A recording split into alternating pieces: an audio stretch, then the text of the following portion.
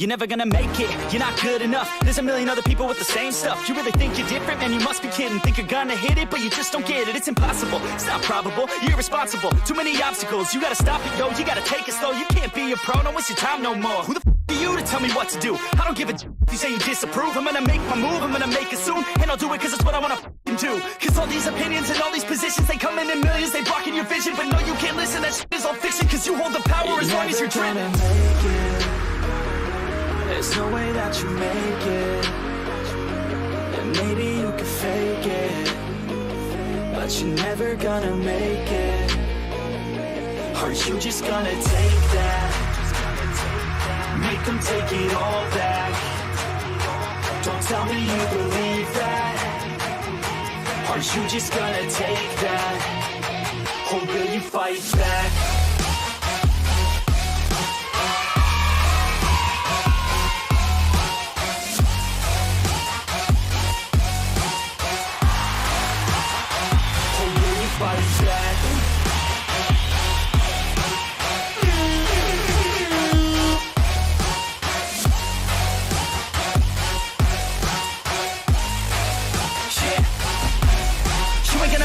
You ain't never ever gonna break it. You can never beat them and they're better than you face it. Thinking that they give it, you're not thinking straight, kid. No, they don't give it, you got what I'm saying? I'm not away, I'll give it to you straight. There's too many others and you're not that great, man. Stop what you're saying, stop what you're making. Everybody here knows that you Nah, I don't wanna hear it anymore. I don't wanna hear it anymore. All these thoughts, they are not what I need anymore. I'm about to shut the door on all you poor haters with your heads in the clouds. Talking out loud so proud. You better shut your mouth before I do more speak out. I hope you live enough room for my fist, because I'm going to ram it into your stomach and break your goddamn spine.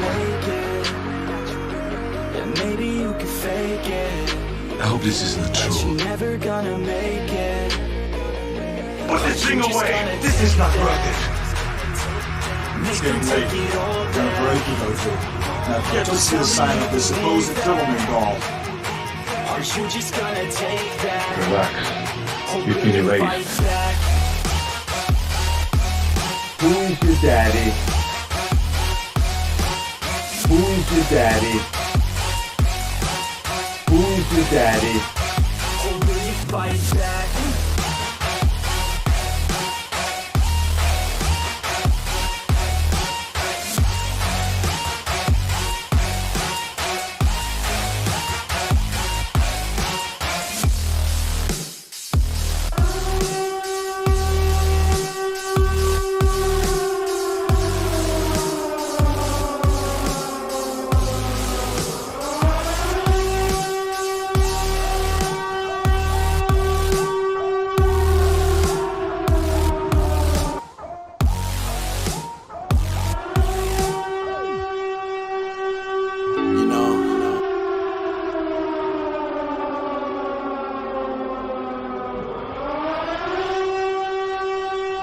You're my #1 customer.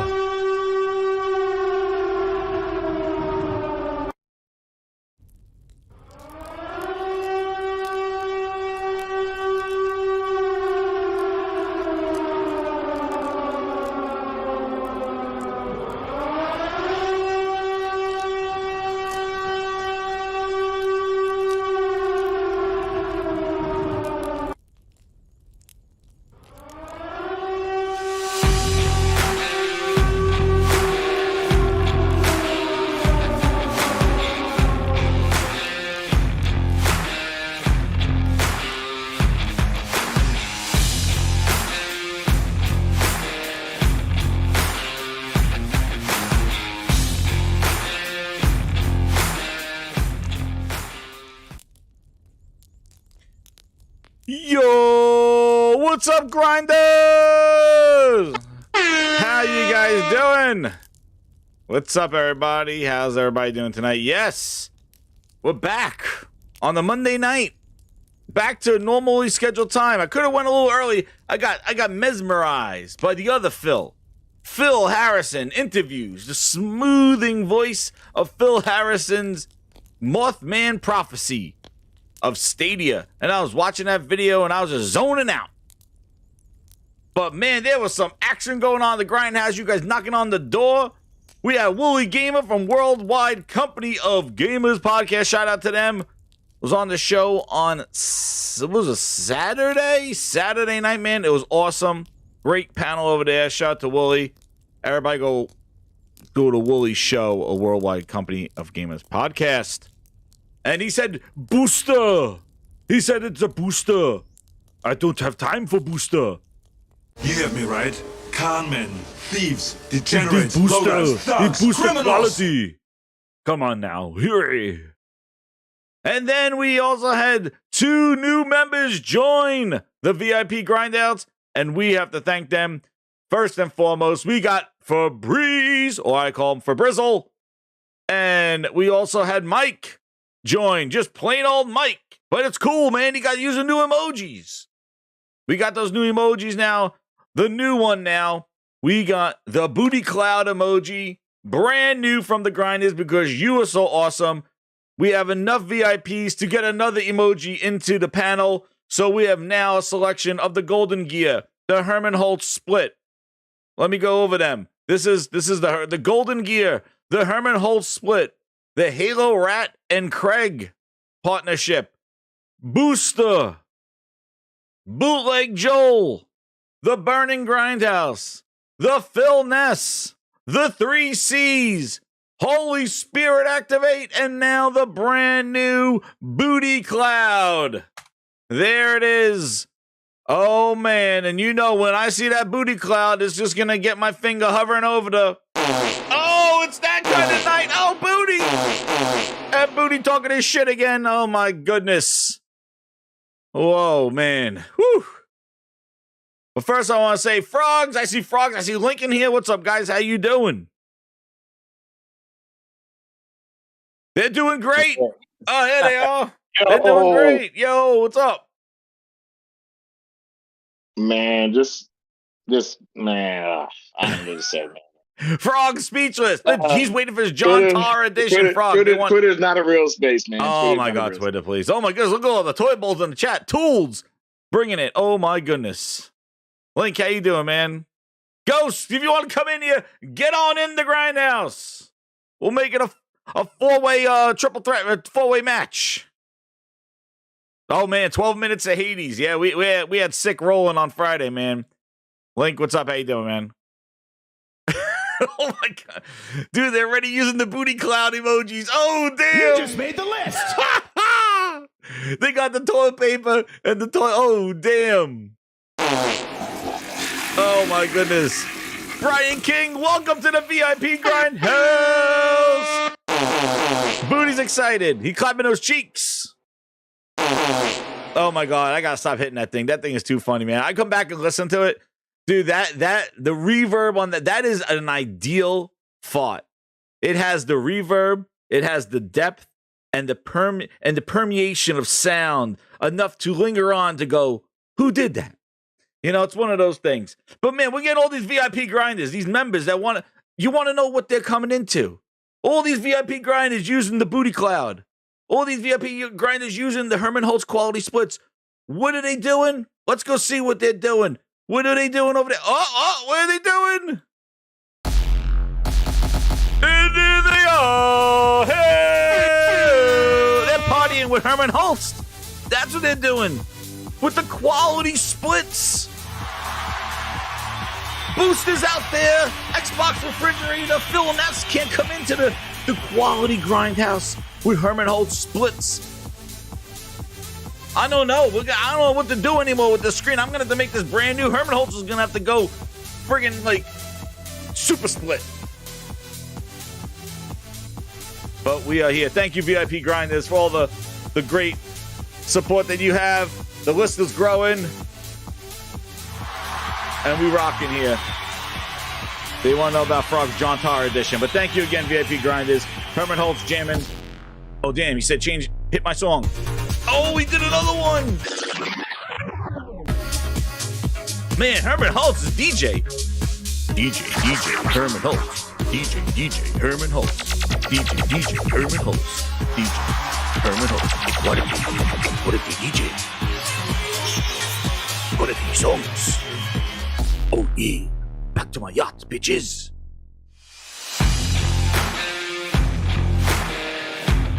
That quality Herman Hulst, man. He does bring some good music. He's almost like he's all marshmallow. That's what he is. He's all marshmallow. He definitely brings he was Dave Guetta. He definitely brings the heat. Herman Hulst knows the jams, knows the music, knows the quality games. Woof, man. Some clubbing DJ splits. DJ quality splits, Herman Hulst. Well, anyway, we're getting right into these topics on the grinds board. I don't know if I should play the fire burning in the background. Maybe we have a little bit of ambiance to the grinders after we come back from the club. But now we're chilling by the fireplace at the lounge here at the grinds board. But we got some hits. And listen, you know what? Where is? Let me see. Oh, I want to get his. I want to thank. Hold on. Before I get into here, because this is something that I definitely want to thank him. Where is it? Hold the phone. There he is. Supermod Cheats. Dude is awesome. He does the timestamps. He puts them in the chat and into the comment section. I pinned them. I'm gonna add them to the description so that it has the bars across the top. But yo, awesome job. Thank you so much, Supermod Cheats. Shout out to you.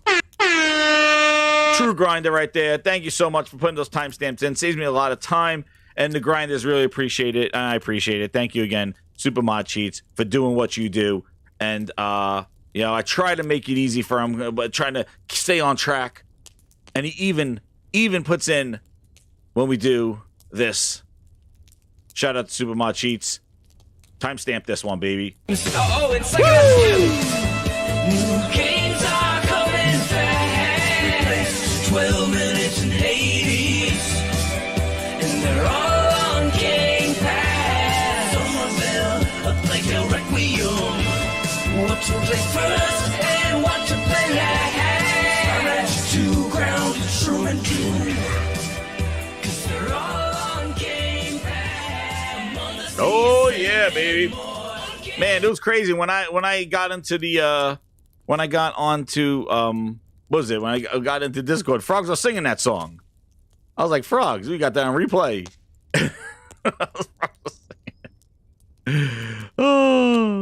Oh man. Anyway, well, I also had somebody else in the chat. Wait a second. Somebody else. I'm trying to do all these requests from the grinders here. Someone wanted a shout out for their birthday. They wanted Frogs to sing it now. John Tar edition. They want your John Tar edition. You're gonna have to tell us that story when you go pick that thing up, man. That John Tar. That person's still employed there. Let's see. Where the hell? Somebody wanted a shout out for their birthday. Who was it? It was one of the VIP grinders. I lost the chat. I lost it. But happy birthday to you. Happy birthday. Do you want me to do my happy birthday voice now? 12 minutes. Are you gonna start saying happy birthday, Mr. President? If you start singing that, we got some. I don't know. What? No, that's messed up. I'm not even singing that. None of that. Who wanted a birthday shout out? Somebody wanted that birthday shout out. What's the twist? No, who the hell was it? Brent? No, somebody said, "Can you shout out for me for my birthday?" Dude, you better not put the chat on left. Where is it? Who is it? I got a special happy birthday. Oh, we're wasting too much.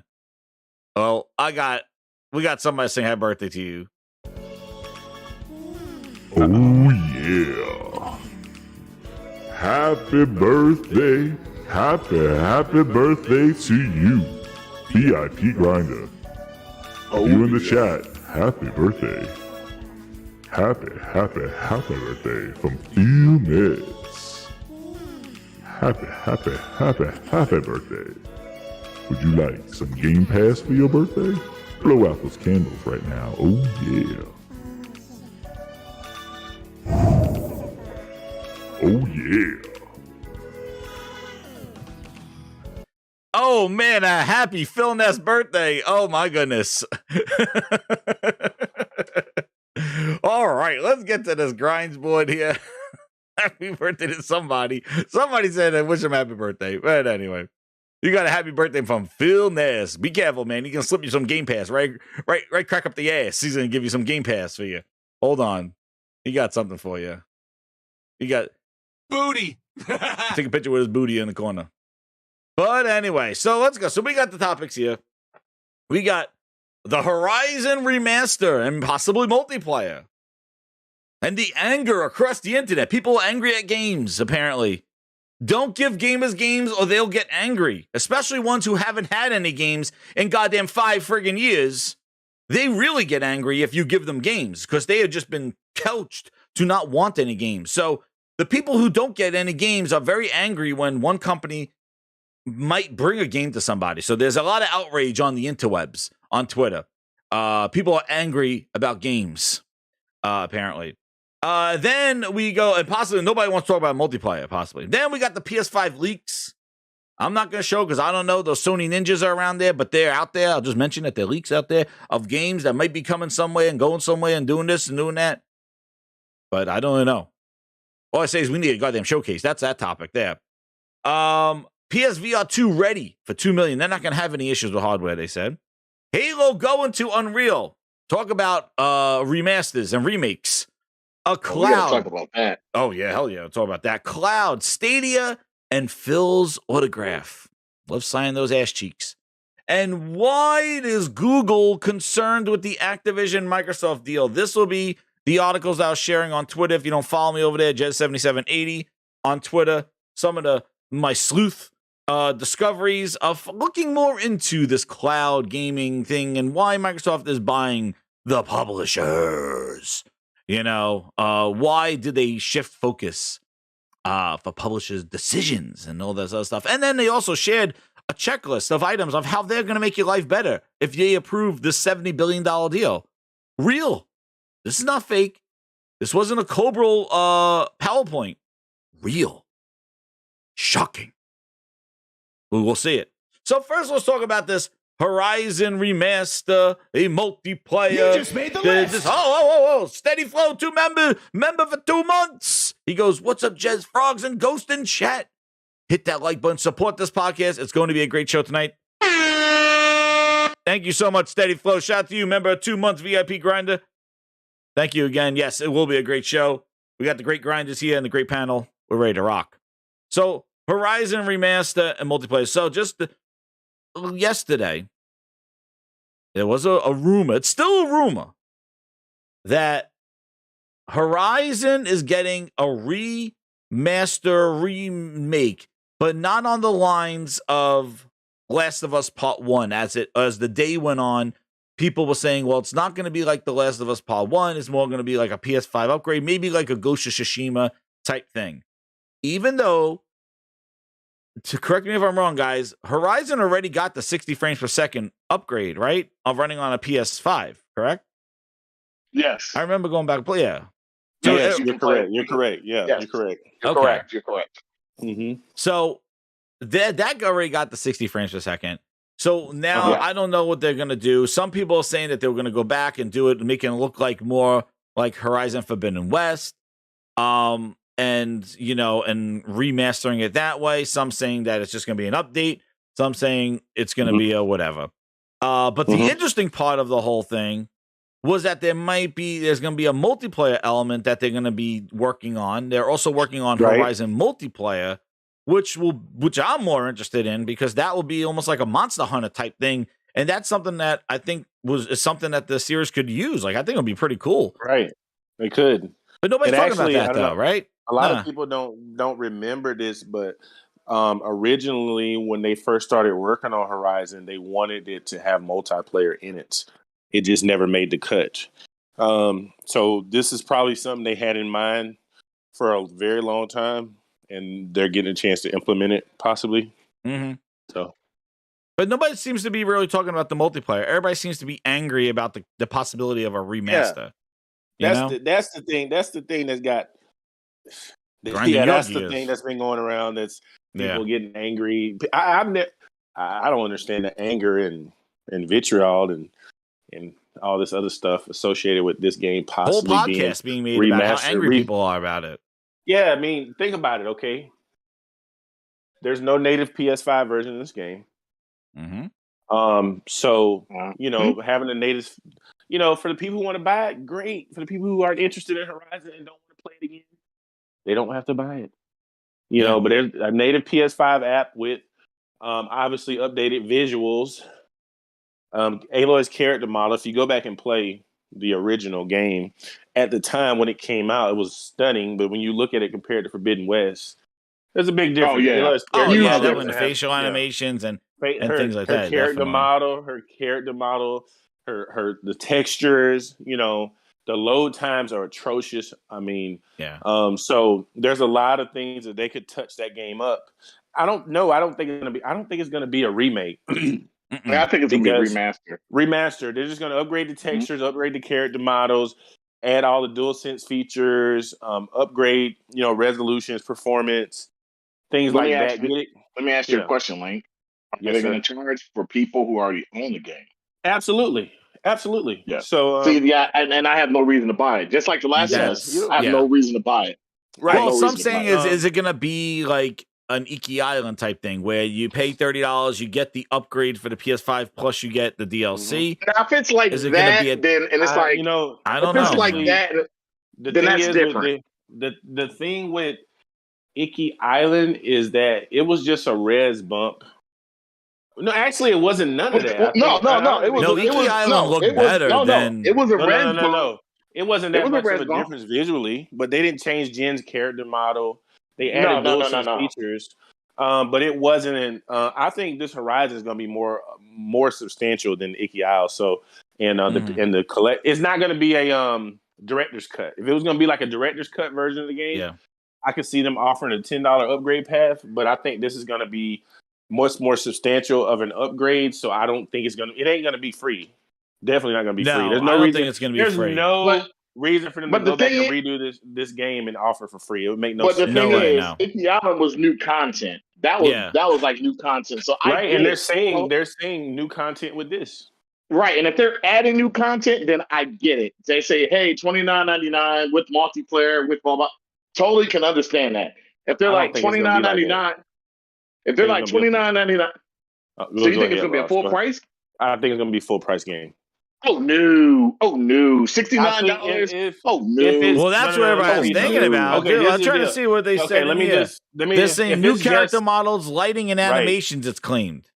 Right. Oh no! It's not going to just be a res bump. They're going back and redoing. That's what it says. Apparently, yeah. They're new against rumor. New character model. Number one customer.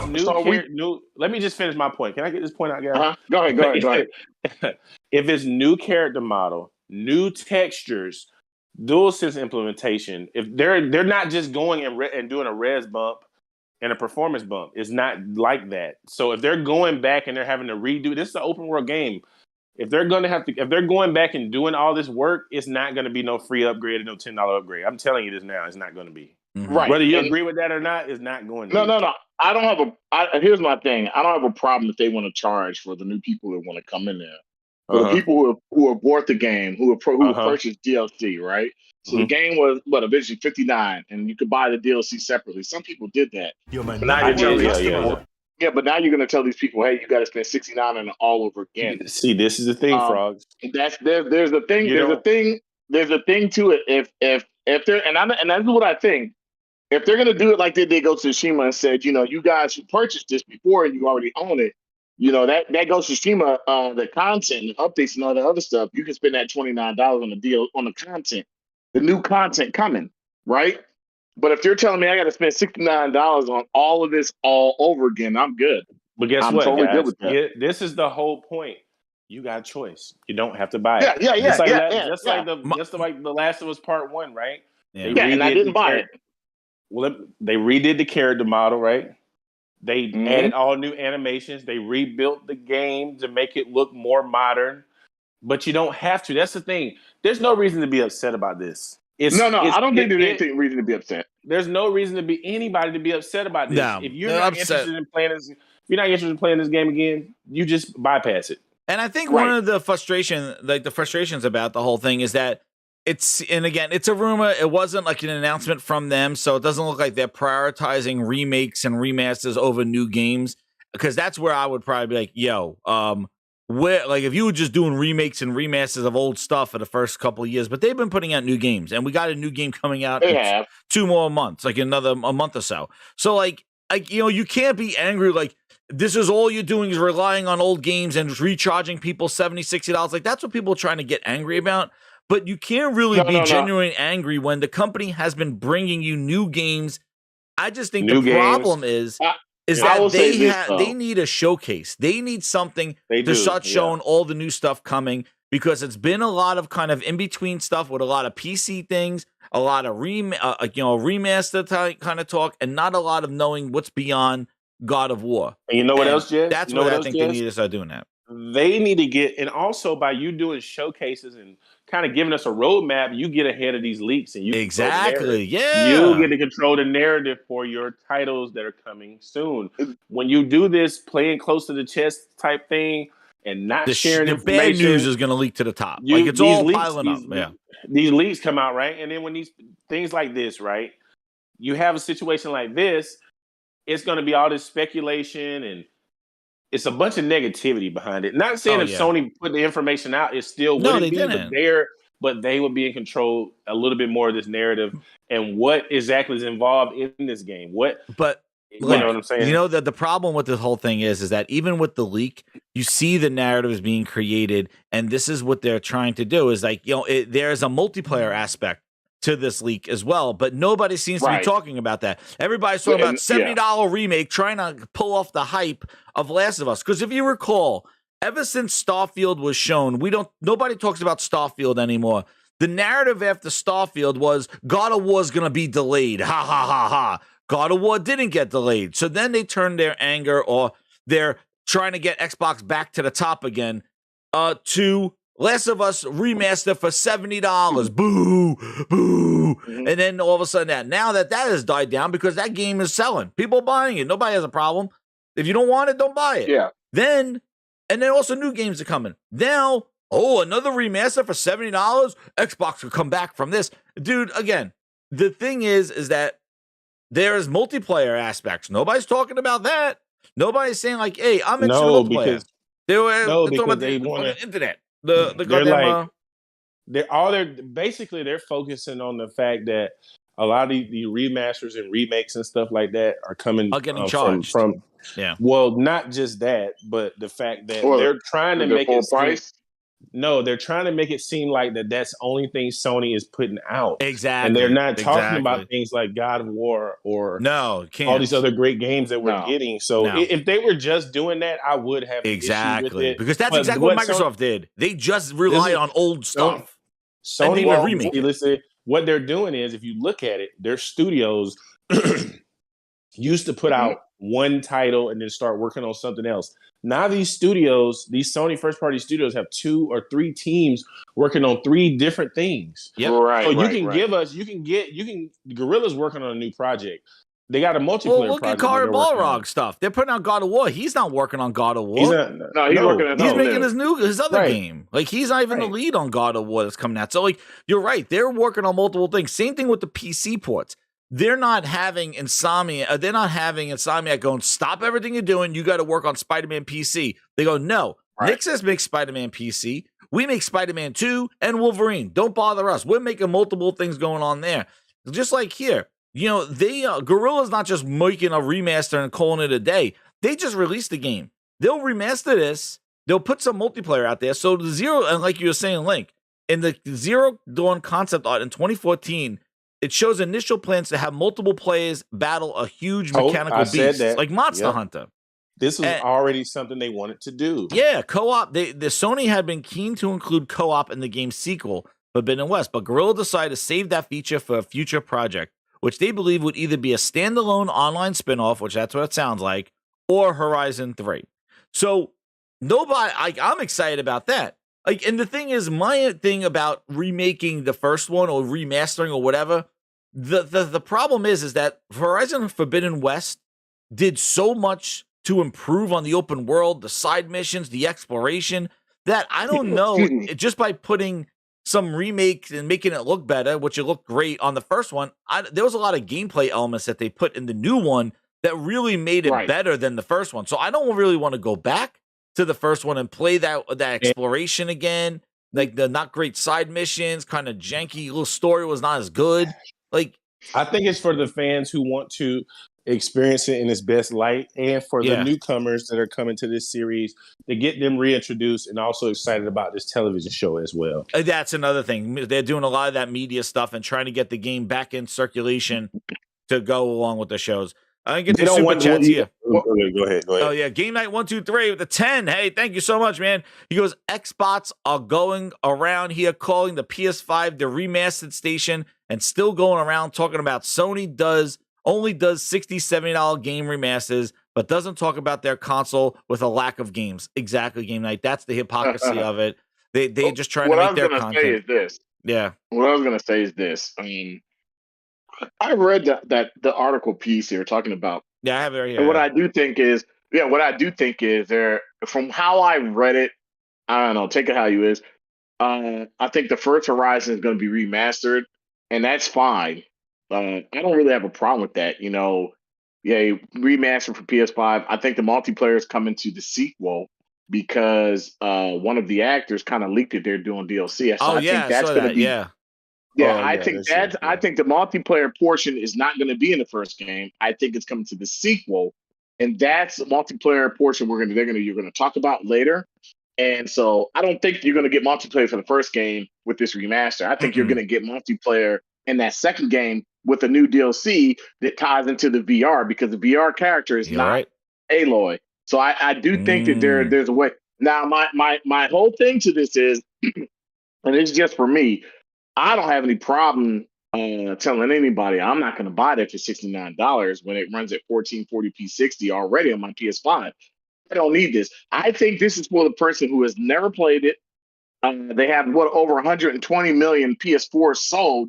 So Sony's like, hey, our saturation rate of our consoles and what we sold on the PlayStation 4, since this console's just starting with the PS5, we can pull different players who never played this back in, and maybe some of the old players. This may be not for me, just like The Last of Us Part 1 remake is not for me, but there are people, believe it or not, with even over 100 million consoles sold who've never played this franchise. It's for them. Well, Frog, it really and truly for them. And Frog, like you're saying, like if somebody picks up a PS5 and sees Last of Us Part 1 PS5 on the thing, they're like, oh yeah, sure, I'll pick up The Last of Us. I heard about this. The show's out there. I'll pick this up on my PS5. Or Jez, what about somebody who picks up Horizon Forbidden West on PS5 and hadn't played the first game? Yeah, don't know what the hell's going on. This is it's like, you can subscribe. We can sell you. You know, you can play the free version of the PlayStation Collection of a PS4 game, or we can sell you a brand new shiny one with all the bells and whistles. There you go. Exactly. Here's the thing. But if that was all Xbox Game Studios had a chance. Me and Jess talked about this last generation when Gears of War, when they remastered Gears of War 1, we said, oh shit, they're on to something. They're going to redo all of them up to, basically Part 4, and they didn't do that. Yeah, they didn't do it with Mr. Chief either. It was such a missed opportunity. Yep. Where's Part 2? Where's Part 3? Where's they didn't do anniversaries to 4 or 3. They did an anniversary edition to 1 and 2, but never did an anniversary edition to 3 or 4. And it's a missed opportunity on their part. And we talked about this, and we said, hey, maybe the reason they're not doing this is because of Game Pass. We said there's no reason to remaster play all your old games when you can just play all your old games in there.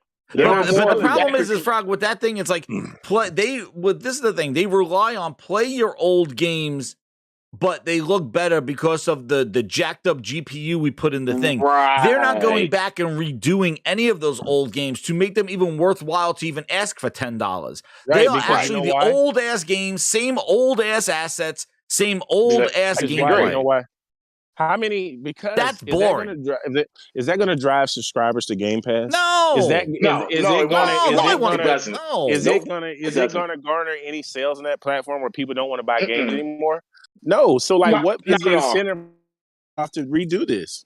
It's just to have content in the service that they have to fill it up. The Harry Johnson with the $2, he goes, if it gets the Last of Us treatment, then day one. Well, again, it's a rumor, dude. We still don't even know what the upgrade path is, what it is. People are just running with they hate the idea of remastered stations when meanwhile in 1 month Ragnarok is coming and it's going to shut the world up right now. Like a brand new God of War game that people are going to be playing in 1 month talking about remastered station. What they're trying to do is create what happened with the PS4, where they remastered some games and they were doing indies. They were called the indie station in the beginning of PS4. How did that work out for you? They wound up coming out with bangers for the next 4 or 5 years that nobody could even keep track of them. So, you know what?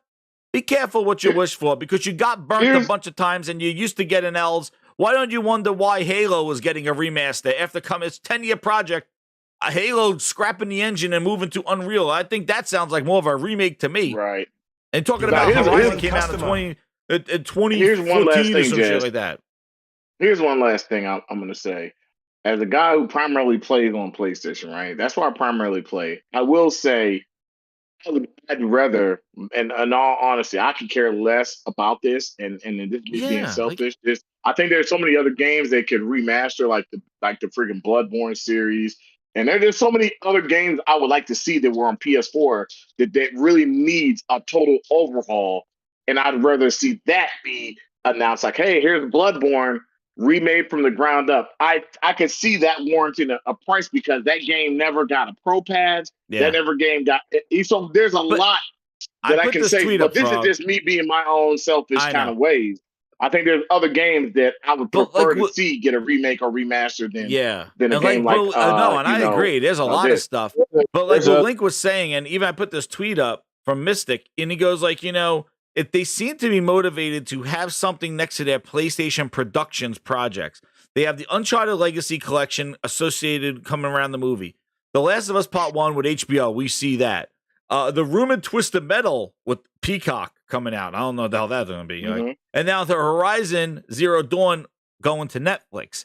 So they seem to be wanting to have something around to associate with, especially if the show is relating more to the beginning of the character and like, hey, okay, do this. And you know what? This is just another way. How you say, like, Xbox puts games on PC, they're reaching new markets, they're putting their games on phones with streaming. Sony is leveraging their movie studios to try to reach out to other potential customers to maybe bring them into the gaming or into that franchise. And that's what they're using to leverage to reach out. They're not just putting their game on a cell phone saying, go play it on a toilet bowl. They're actually trying to leverage this with their studios, because that's their strength. Their strength is not PC. Their strength is movies and entertainment. So they're using entertainment to do that. And it's funny because Microsoft was talking about a Gears movie when Rod Ferguson was there, and Halo Paramount Plus. So they're doing something similar as well. They're at the time of trying to recruit more and more people and grow the business, because I think they know they got all the console people locked in. But reaching out. Somebody in the chat. Somebody in the chat said something that I want to comment on real quick. Somebody go ahead. I'll Remember, for 4 months, fake man, bear pig. He goes, no one wants an Xbox. It doesn't matter. Your services or T-flops. Oh, Game Pass and Holy Spirit activate. He's quoting a rap song from Sick, and you got it. Hold on. Oh, okay. Holy Spirit activate. Oh no. Holy Spirit activate. Holy Spirit activate. Activate. That's what he do when you see on Twitter and you see the friggin' fake anger from all these people who complain about games. I got one more, Frog. The game at 1, 2, 3 with the 5. He goes, I remember a certain fan base getting excited over a rumor Marcus Phoenix remastered collection before E3. Oh man, just tell me, 2 years ago remasters were like, oh, we love old games, we love it, and they were begging for remasters. Yeah, exactly. Game Night. Trust me, it's just a hyperbole of the internet. It's fake outrage, and it seems to be whenever even the thing with the PlayStation Stars, it turned into like you get better customer service. Oh, you get Herman Holtz's goddamn secretary if you're a level 4, but if you're a level 1, you don't get that kind of service. You get a fan from Twitter. There's some bullshit. It's not that. It's just you get a more priority in line, like a freaking Flyers. If you play more and earn more stuff, you're more dedicated to the platform. You get priority wait times. That's all it was. It wasn't better service. It wasn't like, oh, let's give you Mr. President, and here you get Twitter fanboy from the Reddit. You know what I mean? It wasn't that, but it turned into this fake outrage of like this service. And then they go, oh, there's a secret level 5. Dude, what level do you call Colt Eastwood? What level Xbox ambassador is he? He gets out there, grab ass with booty, and gets Phil Spencer tattoos. What about all the dudes on Twitter that you see? Thank you for the care package. What level is goddamn Paris Lily? He hosted a goddamn TV show for them, a commercial. They flew his ass out to goddamn the flight simulator to talk about DLC. Hey, then you talk about the danger zone. The danger zone. Yeah, the danger zone. What level is Paris? He got to be level Phil up the ass. I don't know what level he is. Like, come on. Man. Oh, if you play and what games did they play? Go look at his gamer tag. Go look at the score, gamer score. The gamer tags and gamer scores are hidden. Yeah. Well, I want to know what level he is. I got to see. You're complaining about level 5 and level 4. If you play games, Sony will give you priority in a wait queue. Meanwhile, they're flying these dudes out to goddamn go talk about DLC, hosting TV shows, making T-shirts for them, sending them care packages. These influences. What level is that? Still not, they don't have to play the games to get that level. They can just talk some bullshit on Twitter and they get all that stuff. Tell me what level. But still not giving you no freaking games. And you're still not getting any games. Go look at the Xbox Ambassador program. Go sign up for it. You don't even need to have a gamer score. And then you could be tech support. And you're free. The 3 C's. That's right. No, damn. Dude, like what? Like, explain to me. We're talking about loyalty programs. If you play games, you get points and get loyalty. You're talking about influencers and kappas that just lie and talk about preferences in favor of a company and then get perks because they're basically pumping that ass. Tell me what level those dudes are. Do you need a certain level of experience of gaming to even get that kind of, for me to get a care package? If I turn this to like ilovefil.com, do I get a care package? Like, and what level they don't am I? it's not a certain level of gaming, Jazz. It's a certain level of lube they need. Yeah, exactly. Yeah, Yellow that's chair crew. Certain level of gobbling is what they do. Let's get angry about level 4 of PlayStation's stars. No. But meanwhile, they're getting care packages sent to them. Oh, thanks for the care package for Psychonauts too. How often are people chatting with PlayStation support? This is not something you're doing every week. Oh my God, please. Yeah, they're talking about all the time. I mean, these dudes they got free consoles as well. All of them. The whole goddamn crew got free consoles. What level is that? Please tell me. They get so up in arms and angry. They get so up in arms and angry about every little thing PlayStation does, but don't get upset when they don't get any games to play on their console. No, because it's not about the games. It's about the reach around from Phil at goddamn FanFest. That's what it's about. They don't. But it's gaming though. Why is it not about the game? You don't need to play games, dude. You don't need to be at 3 C's. You don't need to be playing games, dude. All you got to do is talk nicely. You got to walk the line. Hey, Link. Look, because man, we saw what happens. Look, here you go. Xbox Game Studios has made it about games. They made it about services and we'll see you next. What level's Tim Dog? Please tell me. Services. So he put out all fake Metacritic numbers. He put out all fake Metacritic numbers. Gears 5 got an 89, and Aaron Greenberg retweeted it. What level is he? Wait, Gears 5. Then what did he get? Gears 5 had an 83 or some shit like that. We checked it last week. He made up a fake score? Well, in his world, Gears got an 89, and then Aaron Greenberg retweeted it out as fact. Because Aaron Greenberg, Phil, and all these dudes, they feed into these toxic fanboys. They know they do. What level is this? I need to know. Like, what everybody's mad about level 4 on PlayStation Stars because you play games, you might get some extra perks. You play games to get that. You don't got to grab ass with Greenberg. You know, you don't have to go to Phil Spencer and say, Phil, right above the ass crack, please. High velocity architecture. I want it right above my crack, please. Oh, Jazz, no way, right Jazz. Here, Phil. You don't. Please, I'm bending over. It's right here, Phil. You don't just got to play games. You got to buy some, too. They're against that, too. So, Yeah, you got to buy games, too. You buy games, you earn games, and you earn trophies, and you get a level status. Boo! Where do they go? They want like this. They're like, boo! What do they do? Where is it? Boo! Boo! What? You gotta buy games? You gotta play games? Boo! Boo! But Phil Spencer goes, hey, let me sign your ass right here. Come fly out here. You tell good about me. Hey! It's a bunch of bullshit. Play and buy games and get status. Please, I don't want to go on that bullshit.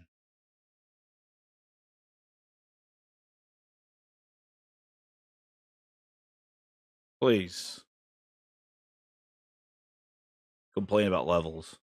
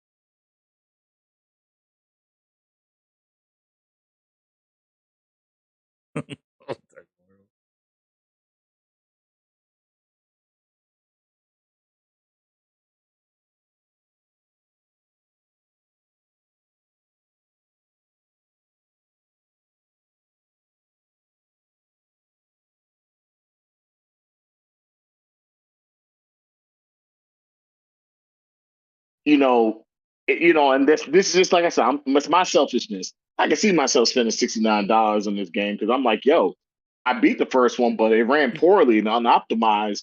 And if you're gonna give me a better version of it and it's something that I love, why not?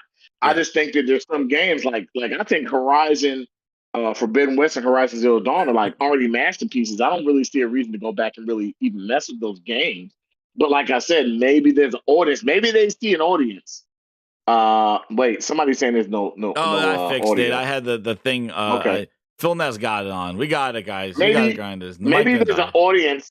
Maybe there's an audience that really wants this, and I guess The Last of Us. Let me also say this. Let's I didn't buy I didn't buy The Last of Us Part 1 remake, right? But apparently this game sold so well that Sony said, you know what, we can do this with some of our other titles, and I'm just gonna leave it there. I'm just gonna leave it there.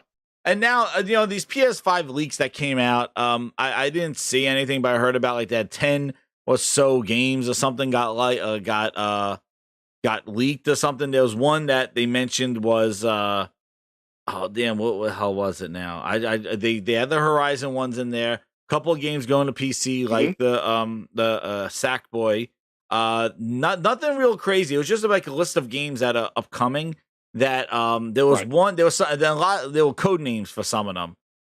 One was like I forgot, it was like Vampire. A demon game was a Ocean demon game or something like that. Yeah. Oh yeah. Mm-hmm. I had a resub. Hit that like button, everybody. We almost get 100 likes. Let's go. Yo, wait a minute. Wait a minute, Jazz. Hold on a minute. You mean to tell me PlayStation is going to get another AAA game from Kojima? Yes, I saw that. He's working. He's working on a cloud game with Microsoft. Why can't they get a AAA game? Oh shit! Well, I gotta show you. You saw what Phil sent them, right? Game? Phil already sent Kojima his cloud game. Did you see? I was gonna save this for later on, but the grind, we got over 200 people in here. Here it is. Look at this. Kojima tweeted this out, but wait, nobody really zoomed in on this. We're gonna use the Grinds Cam. Grinds Cams enhance. What is this? Have fun with this, Phil. Pause. Have fun with this. Sir, do we get to win this Phil's time? autograph. He sent Kojima a G Cloud. Hit him in that G spot. I'm trying to use that phone. Damn. Have fun with this, Phil said. We're going to talk about this when we get to it. I know we're coming up to it. We'll talk about it. Grinds Cam enhance. D-enhance. He sent him a G Cloud. Kojima got the G. Received from Phil. Thank you very much. Phil made sure he got that pre-order price locked in. He goes, shit, I'm not paying $350 for this piece of shit. I better send this out when it's $299. And that's what he did. Oh. That's you know what? Somebody did. in the chat said something I definitely want to touch on because I thought it was a really good comment. And their comment was basically like, okay, we're in the generation with the PS5. You got to think about the kids who were too young, maybe play some of these games at the beginning of the PS4 or the end of the PS3 generation that they're redoing now. So that's maybe the other reason why they're doing it. And I never really thought about that. That's pretty, because that a 14-year-old, 15-year-old was how old when some of these games came out. Because they'll think of that's why they're doing like games like Resident Evil 4 over. They're remaking because they're like I know how old my youngest child is 19, so he really doesn't understand what even the Resident Evil franchise is about. So like to him, it's all new. But to me, I'm like, why are y'all doing this? I don't want this. But they're trying to reach because there is an audience for it. There's a market for it. That's what it is. Right. Yeah. Exactly. Anyway, there it is. And Phil sent out the campaign. He went out there showing him the thing, and then Phil's like, "You'll have fun with this," and he sent them the G Cloud. So did he tell him to use it? Did he tell him to use it and install third song from the left? I don't know, man. He just said, "Have fun with this, Phil." I hope there wasn't. I hope he referred to the G Cloud. He didn't send him a Philness doll or some shit like that. I don't know what the hell. But anyway, so the leaks like there was a Kojima game, apparently a AAA Kojima game. Some PC things going. I don't want to show because I don't know what the hell if it's true or not. Really, this stuff didn't tell us shit. It didn't say anything. That's why I just put it out there. Yeah. What I'm saying, like, we already knew Kojima was working on a new game with Sony. Yeah. Mm-hmm. These other studios, it gave us code names, but it didn't really tell us anything about their games. So that's why we need a showcase, and that's one of the things, like, that, and even like the PSVR 2, they hyped that up. That's coming. Like, they're saying that there's not going to be any shortages. They're kind of getting ahead of this whole thing. Like, they're planning to release this thing like without any issues. So basically, Bloomberg reports again that the PSVR 2 shipments are expected to be significantly outpace the PSVR 1, 2 million units by March 2023, and it took PSVR 1 8 months to reach 1 million sold. They're thinking that in a shorter amount of time, production began in September. They want to get these VR units out there.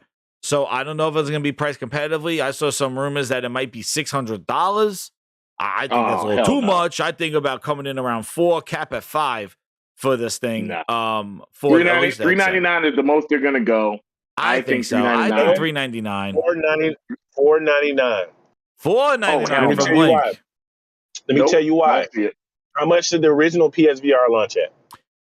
Yeah, it was $399. It was $499. No. It was $399. No, it was $399. Yeah, it was the same price as the Pro. Same price as the Pro. Right, exactly. It's going to be the same price as a PS5, not the digital. It's going to be $499. If you look at the kind of technology that's in this headset, I don't see how they could price it lower. I say cap at $499. I think that's where it is. No way 600. I don't think 600. They're not going to have it higher than the 600 is not it. You can't have an accessory. They're not pricing it above the console. They're not pricing it above the console. I think $499 is the most. Now you're talking about $499 with the game or just the unit itself? I think with Horizon packed in. No, they're gonna have some game in there. They're gonna have a game in there. If it's $499, you're talking about their software packed in with it, maybe. But I think they're gonna have $399. I think $399 across the board is what the thing is gonna be. Yeah. Now I think $499. Well, I think $499. I think $499. Now here's the thing: is the headset coming with the controllers and all that stuff? It has to. It has to. So there's no way they can piecemeal this thing. Yeah, so if it has to come like that, maybe $499. Now it doesn't need sensors, separately, right? Right. You don't need sensors. You don't need camera. You don't need camera. You don't need sensors. You just need the headset and you need the controllers. If you think the controllers, maybe, you can't just sell the headset without the controllers. This thing sells out quick at $399. $499. I still think it sells out quick, but do you think they can sell it without the controllers? And then one with the controllers? That's what I was thinking they could sell without the controllers for $399 and then say, why would they do that? Why would they? I don't think. I don't see because it's not backward compatible, right? You can't. It's not. So So a lot of these games will probably be using room scale, not like a full controller. $399 is because I would like $399. I think that'll be. You know why I say $399? I'm gonna tell you why. Is because a lot of people, when we heard about PlayStation 5 and Series X, everybody kept saying $6.99, $8. I was like, you guys are ridiculous. Oh like, yeah. Everybody knows the market. Like $4.99 is kind of the new standard, which you can get away with. You can't go above that. I think $3.99 is the comfortable sweet spot for everything. So it's not going to be more than $4.99, but I don't think it will be less than $3.99. You know, Yeah, I mean, hell if I know, but $600 it'll never happen. We're gonna ask the grinders. That'd be dead on arrival. Dead on arrival. Or we're gonna do another one. Or as Foreskin says, or $5.99 Dead Man Walking. That's what Foreskin says. All right, yeah, so we got the grinders. Here we go. Perfect. Here's your poll. You got PSVR 2 price. What do you think? $3.99, $4.99, more, or not interested? Dead Man Walking. Dead Man Walking. Yeah, vote it out, grinders. Really, we got 218 people. Hit that like button. Let's get 100 likes. And let's get the people voting on this poll. Let's see. But yeah, like, you don't need a headset. Like, they have the headset. They have the buds because you could see. Let me ask you a question. The first VR, when you bought that, it never even came with the moves. You had to buy the moves separately, right? And then they bundled it with the moves later. It came with. So yeah, you know what? You might be on something, Link. $3.99. I mean, I'm sorry, $4.99 might be the price point. I'm telling you, $4.99. These controllers have haptics. Those controllers are expensive. You they might got be right. like one. Yeah. The helmet has haptics. It's much higher fidelity. This device is very advanced. I just don't. You know what would be badass? If you can use those controllers by themselves to just play the games without the headset, just regular gameplay. You can't because that I know you can, but you won't that be able to nice. because they have sensors on them for the headset sees them. So that's that'd be interesting to be able to use those controllers differently. Like if you just want to use them as regular controllers, you may be able to use them in regular games if you just want to use a controller. But that's like weird. That's like you ever played the Switch with the two things like in the left and right hand, not tethered together. But the Switch is. Look, let me tell you something. The Switch, the Wii is this. I hate those. They're trash. See, that's split control. Dude, my hands are huge. Like that's why I don't like playing Switch. Well, I'm just saying, like like if you take the sticks and you put one in left hand, one in right hand on your side. And play that way with two sticks. It's not cool. Like it has to be in front of you in a controller. No, that's why I wouldn't want to do. Because that's why I wouldn't want to use these two these things. What the hell? But I'm saying you don't want to be putting them on the side and just playing like that. Like I like the together. But the thing is, and what people are saying I see in the chat is that it's less hardware. It's more advanced hardware, but it requires less hardware. It doesn't require a camera. It doesn't require the move controllers. The move controllers with their own thing. But aren't the cameras integrated into the headset? Yeah, so you don't need any camera or sensor like that. You just need people. Yeah. I'm telling you guys thinking this thing gonna be $3.99, you're gonna be disappointed. Yeah, I'm gonna say if it's $4.99, I mean that's still I think a decent price. Let's see what the grinders are saying so far. We got 72 votes. Let's see. They are. Let me see. Hold on. They are going 53% so far saying $4.99. 6% say more. The 35% so far say $3.99, and 7% say not interested. Do we want a couple more votes? Let's sit there. Let's see if the $3.99 can catch up. You just made the list. I mean, I do think that price point, $3.99, $4.99 is good. Like if it's in between that, I think it's good. It can't be higher than that. Because I just think it's a very hard sell. Well, not a lot of people think that it's going to be higher than that. We'll end the poll here. But that's thing. So yeah, not a lot more people think it'll be higher than that. But I think it's going to be coming in around at $4.99 with the game. I think that's the key. Yeah, is that they're not a demo this because I remember the VR did have a good. Yeah, they're gonna give you something, with it. But you know what would be nice? Okay, I'm sorry. Go ahead. I was gonna say it'd be nice. Go ahead. They both said go ahead. They both went. Okay. I'll wait. What? How is it that Sony can give us first-party titles, remakes, remasters, sequels, new IPs? They can make all kind of deals with third party to give us other AAA exclusive games. High fidelity VR with actual high budget games this time, not just experiences. Right. And we got their competitor can't even get a first party game out the door. That's What right. is going on? It just is baffling, you know? It really is. It is baffling. I don't know people how are they so can do critical, but they're so critical of every little move Sony makes. Every time something's announced, it's somehow spun into some kind of negativity. Well, that's like that's what they're trying to do now because it's stupid. Yeah, but what's interesting is that I can tell you right now, VR has longer legs than Cloud so far. Like Cloud already, like Google goggles lasted longer than goddamn Google Stadia. Oh shit! Jesus. So all you guys trashing on VR saying it's niche, well, you better put your strap-ons away with your goddamn Cloud controllers. Hey, right. You know? Exactly. So you telling me cloud gaming is going to take off? Well, I better not see you trashing on VR because if you think that that's niche, I got something for you with goddamn clouds and Rikishi controllers. Like I said before, man, Jaffe is on to something. Cloud will be here. When he's dead, I'm dead. He'll be on his tombstone. Like I'm saying, like that we're nowhere near ready just to play for Cloud. Like they tried this with OnLive, they tried it with Gaikai, they tried so many different ways of cloud gaming, and it's not been something that think about VR, man. VR's been around for some time now. Like it is still the test of time. It has beat out the pandemic, which you would think we'll get to the cloud segment, but cloud had the carpet rolled out for it basically and failed. Right. Hey, VR. Think about how Oculus games is bigger than cloud. But think about how Oculus, right? Oculus, Meta, or whatever the hell you want to call them now. Steam is still involved with the Vive, PSVR. You saw that, Microsoft's attempt at VR where they had Lenovo and HP making, or AR, we're going to be doing web, we're going to do Excel charts on a virtual desktop in a world.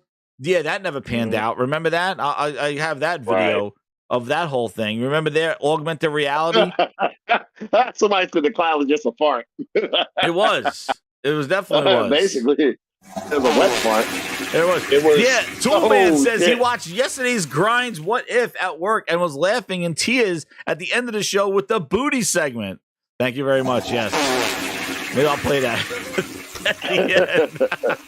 The booty segment. Oh my God. I had Philness talking about booty. Wait, are we on the cloud topic yet? No, not yet. Not yet. We gotta wet our lips on goddamn Halo going to Unreal, and then we'll go to cloud. Whoa. So wait, no, I wanted to show like this thing. Where was it? Here. Before we get, because I still want to do this VR thing. Wait, what was it? Windows 10? It was like Windows 10. Wait, where was it? Oh, damn, where was it? Do I have the image? Yeah, here it is. Yeah, Philness? No, here it is. Okay. Yeah, here was Microsoft. Microsoft sets Windows 10 PC requirements for tethered VR headsets. Yeah, this is what they want you to do right here. Remember Lenovo, HP, they were all working on this. Oh, look, this is how you're going to do work in the future. Yeah, this was Microsoft half-ass approach, and they dropped this thing faster than Mixer and Google and Stadia. So Microsoft's out of the VR game, and this is what I said was the problem. VR was going to become a thing, and Microsoft did not participate in it. Phil gave you his long, it has to be untethered. It needs to be there. Well, Meta's right there, untethered. Phil, where are you? Well, it needs to be high fidelity untethered. He kept changing his tune all the time. After he hyped up the X to be part of VR. It's part of VR. High fidelity VR is coming to the series, to the One X. Because they just want to be part of the conversation. They had HoloLens with Minecraft. Grabbing ass, all that other stuff. The guy who sold the whole HoloLens, he's got caught grabbing ass with it. They fired him. But this is the future that they wanted here with VR. But Microsoft, again, not part of the conversation. So that's why they're not part of VR right now. But they had, companies like Dell, HP, Acer, Asus, Lenovo are coming out with headsets for the PC. Oh, get out of here. Nobody wanted to do this. Satya. He thought this was the cloud and metaverse, and nobody wanted to do this trash, dude. This is, again, another waste of time, another half-ass approach from Microsoft. and typically what they do, and that's what they do. They just want to be part of the conversation. They do the stew it. Look at me. Look what I can do. Look what I can do. I took my VR too. Ooh, ooh, ooh. Look at me. Look at me. That's what they do. Meanwhile, they didn't have anything worth a damn. They threw Conquer and HoloLens to run around your room like a stupid ass. And basically, man, if you want some good entertainment, just look up Microsoft VR, and you will be incredibly amused about what they shown and what they believe VR would be, and they quickly dropped it so quickly. Goodbye HoloLens. Goodbye everything. It's all gone. Where was the E3? They wasted E3 time doing this stuff. Where was it? Yeah, here it is. If we need to be reminded about it. This dude. Yeah. What'd you say? Introduce brand director at Mojang, Lydia Winters. Lydia? This was at E3, a gaming show. A gaming show. 4 years ago at Let's E3, talk about I met the Mojang VR team and for AR. the very first time. This is Microsoft saying, Soon look at me. after, I joined them on this unbelievable Oh my adventure. God. Show me, please. Show me what you can do. In what game? Oh, here it is. This is 2015, ladies and gentlemen. 2015. We are now in 2022.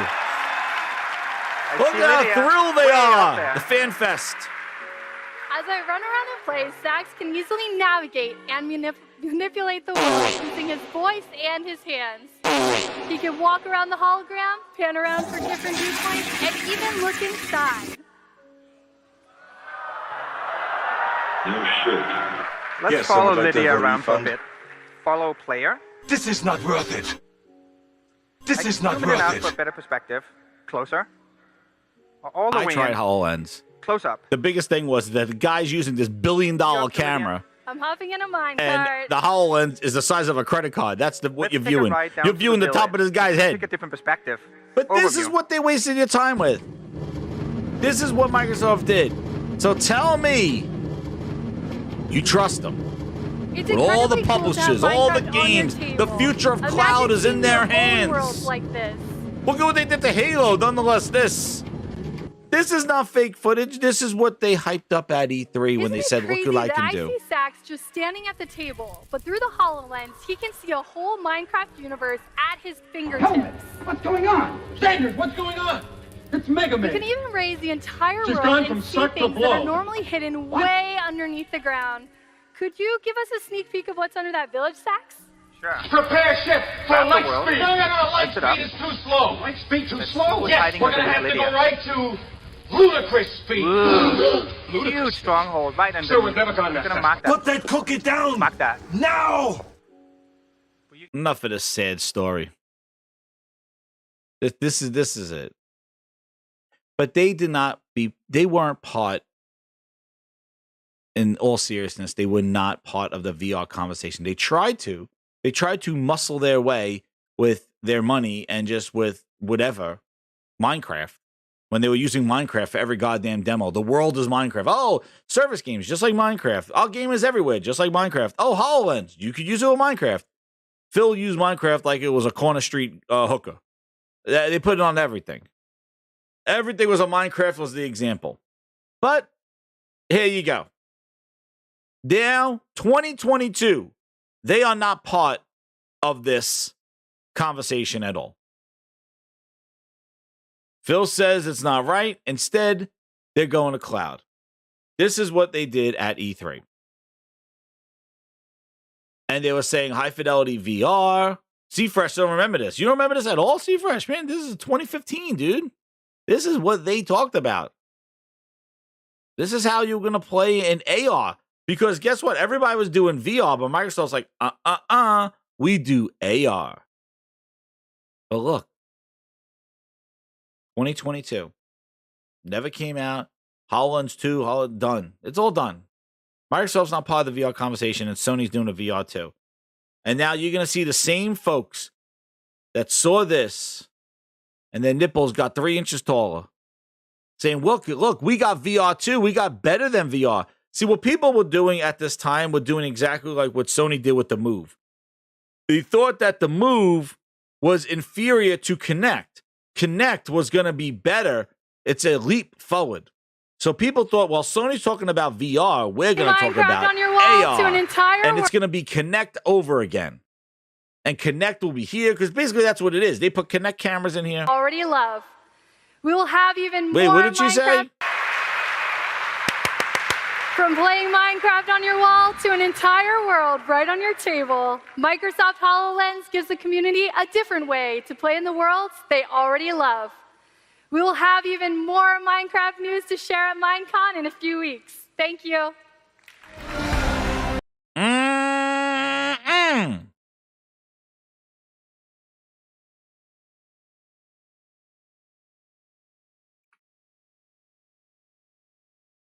Mm-mm. Hello everyone, it's Sean. I am super excited to show you Windows Mixed Reality. Windows Mixed Reality. Who remembers this? Alright, so let's go ahead and get, so you can This see is here what I've you were got supposed my to main do. When screen. was This this? looks exactly like how it does in the 2017. Here, let's go ahead and close this down. Look, you're walking around your Philness room. You got Philness. This is There so you go. cool, Look guys. at this. Whoa. Oh, do you see that? Okay, so I'm trying to go out to look at the ocean, but when I try and walk, guess what happens? Look, I bump against the wall. So there's a wall here, and that's Brought what to you by mixed reality Lenovo and is all HP about. headsets. It mixes your real world Half with the measures. virtual world. In this case, I've Xbox, seen Microsoft, primarily my half virtual measures. world, but Half in the measures. real world, it does not let me pass. Oh, obviously, a just wall. look at me. Okay, now Waste of obviously time. This is a simulation, so I can Making go ahead games for and, VR? Nah. Just kind of go through on No, the let's feature. throw Windows in VR because Wow, that's okay, so exactly this what right here, you're looking at the mixed reality. that's exactly what they want. Look, they want an Xbox image on their wall. Twisted Sync. This is Windows 10. This is Windows Mixed Reality. Brought to you by Lenovo and HP and all those headsets that they were trying to sell. Look, you could go into the Xbox Theater and play the Xbox app on a virtual wall in your room. This is what Satya thought you guys wanted. This is Xbox VR. This is what it is. Reality. I don't know about you. I'm so excited for this to come out. So imagine that you're sitting, like, this is an actual desk in your house, okay? Now in the virtual world, you could make it look like whatever you want. You could actually sit on your real chair, and you guys are sitting in a chair full of this while wearing your headset. So you could literally transform the way that your house looks. This is amazing. Let's look at some of these holograms. What is this? Looks like an architectural model, maybe? Where's the quotes? We heard you. Look, there's Groove Music. Another wonderful. Let's go ahead and launch that. Groove Music. Let's listen to some Groove Music. Uh-oh. Oh, what did I do? What did I do?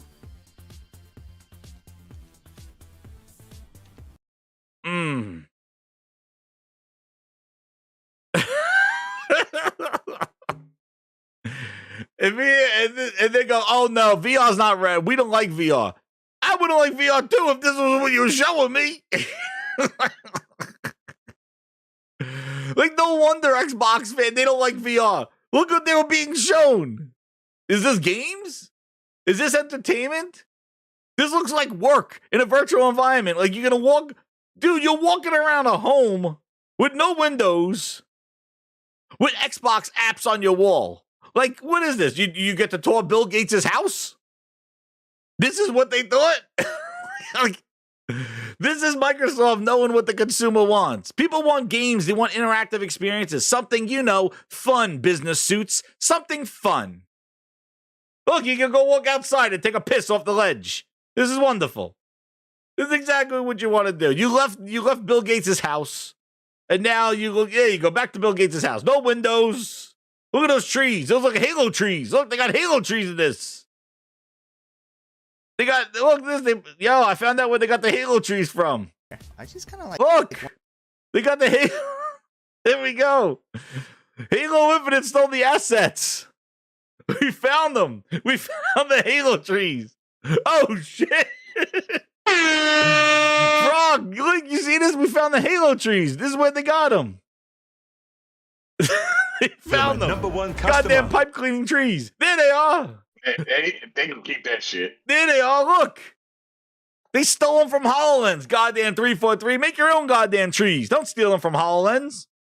Pipe clean trees. Let's see them. Holy shit, we got Halo trees. Look at this. You gotta be kidding me here, dude. This is it. HoloLens is dead. The guy who's grabbing ass, he's fired. They went to HoloLens 3 and the guy grabbed ass. Perfect fit for Activision. There's a Halo. There's a new Halo land right here. This is a Halo. It looks exactly like Halo. Look at this. What are we doing here? Groove music. One driving groove music. Look at this. That's done. Microsoft Edge on your wall. What are we doing here? Holy crap. My goodness. Here's Linus. Linus was rocking it too. Brought to you by Lenovo.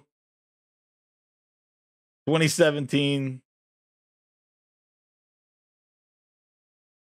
Was he walking around the virtual environment? There it is. It was out of stock. Oh, look, they got all that. Oh, man. Asa was making them. There you go. Halo trees. This is real, everybody. This is real. This is why when they say Halo, this is why when they look at this thing, it looked like a kid's toy. They had Microsoft half measures. Microsoft didn't make a headset. They made all their suckers make them. Asa, HP, goddamn printer on your face. This is their offering of VR, AR, whatever the hell it is. It was VR, but they were making it in the business world. Think about it. They could have made billions off of this. Well, they didn't because they did half measures. The thing was dead. So when you see Xbox fans saying VR sucks and all stuff, yeah, it does suck. In Windows world, it sucks. Because it's not made for business. It's made for fun. Games, things that we're going to play in them, experiences. Not to do Excel charts. If there was some great VR experiences over there on that platform, they would be championing it. They didn't have a VR headset, dude. Like, this is what they're doing. Oh, I know. They don't have anything. They don't have anything, dude. It's like, you have nothing to, you have plenty to complain about, but this is the trash. And this was promoted for Windows 10. It was VR ready. Anyway. Oh, top shot of the 5. He goes, HoloLens is being developed for the whoa. It's being developed for the military? Oh, it's not being used for civilian consumption. HoloLens is more advanced than Sony VR. Is it? You used it? Okay, what does it have to do with gaming? I don't know. He must be. Well, let's see. He must be. Let me see. No, I think he knows. I got him. I think he knows what. No. He may be telling the truth, but I don't understand how does that help Microsoft get some games? No, I don't know. It doesn't. Let me see.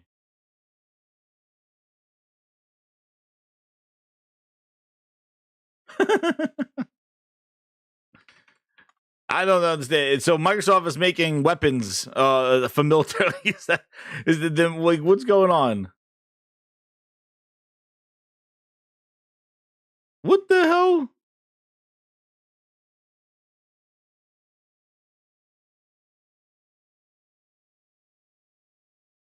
So, yeah. Michael HoloLens 3 is dead as the mixed reality vision implodes. Another Microsoft consumer hardware device may have received the axe. So you're saying it's not for civilians, it's for the army. Microsoft killed HoloLens, shifting to a planned device with Samsung. But what I was showing wasn't HoloLens, dude. The stupid thing with Minecraft was HoloLens. I was showing Microsoft VR with their augmented reality. Yeah, that look like Minecraft. I wasn't showing HoloLens. That was that whole thing with showing the Halo trees. That was Microsoft VR. That was their world that was built into Windows. That wasn't HoloLens. What's funny is they showed HoloLens using Minecraft.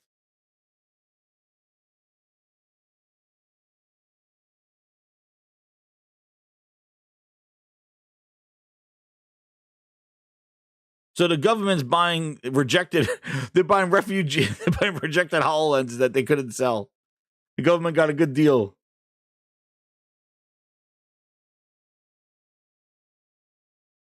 What the hell is this? Wait a second.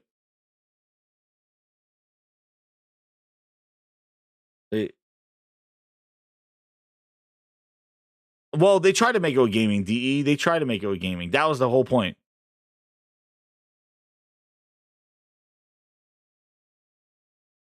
But Microsoft AR. Wait a second. I got this guy. Where is he? This just happened too. Where is this? That stuff with that yeah. VR. HoloLens and VR has nothing to do with Xbox. Dude, they had Xbox apps all over the place. They were showing you Minecraft. They were trying to make it for gamers. But what I'm saying is that their venture into VR and AR fell flat on its face. And the fact that they did not position it as an entertainment device instead of as a business device now doesn't they sold it as high fidelity VR. They had Todd Howard talking about VR with the 1X, saying that with the power, do we need to visit that again? Do we need to say AR and VR has nothing to do with Xbox? Come on now.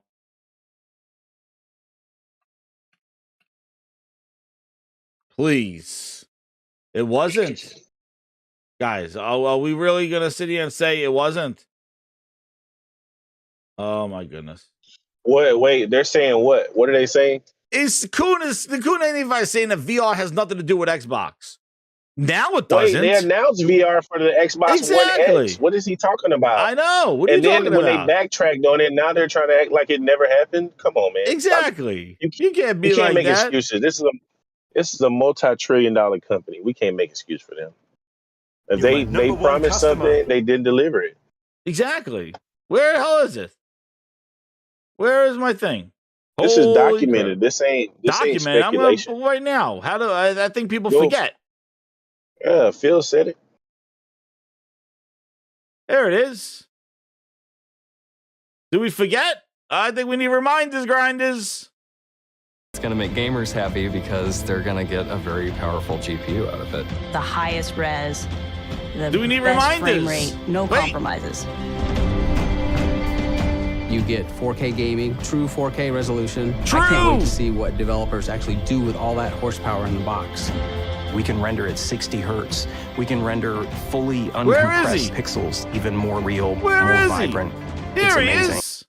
Had no limitations. And that technology component to us is what we really need to make our vision and our art come alive. When I saw the specs of this thing, I'm like, wow, I got true to they're really going for it. They're not holding anything back. To the tapes! So we gave the SoC 6 teraflops of computing capability to be able to handle 4K resolutions. Gamers are going to get the most powerful graphics processor that's been put into a game console today. It's going to make developers happy. It's going to make gamers happy because they're going to get a very powerful GPU out of it. The highest res, the best frame rate, no compromises. Oh, damn. You get 4K gaming, true 4K resolution. I can't wait to see what developers actually do with all that horsepower. We're moving Fallout 4 to VR, and to have a console that can support that at the resolution and speed that we really want, I think it's going to be magical. This console can support that. We're moving Fallout 4 to VR, and to have a console that can support that at the resolution and speed that we really want, I think it's going to be magical. This console is 100% for you guys. We heard you. Mm-mm-mm.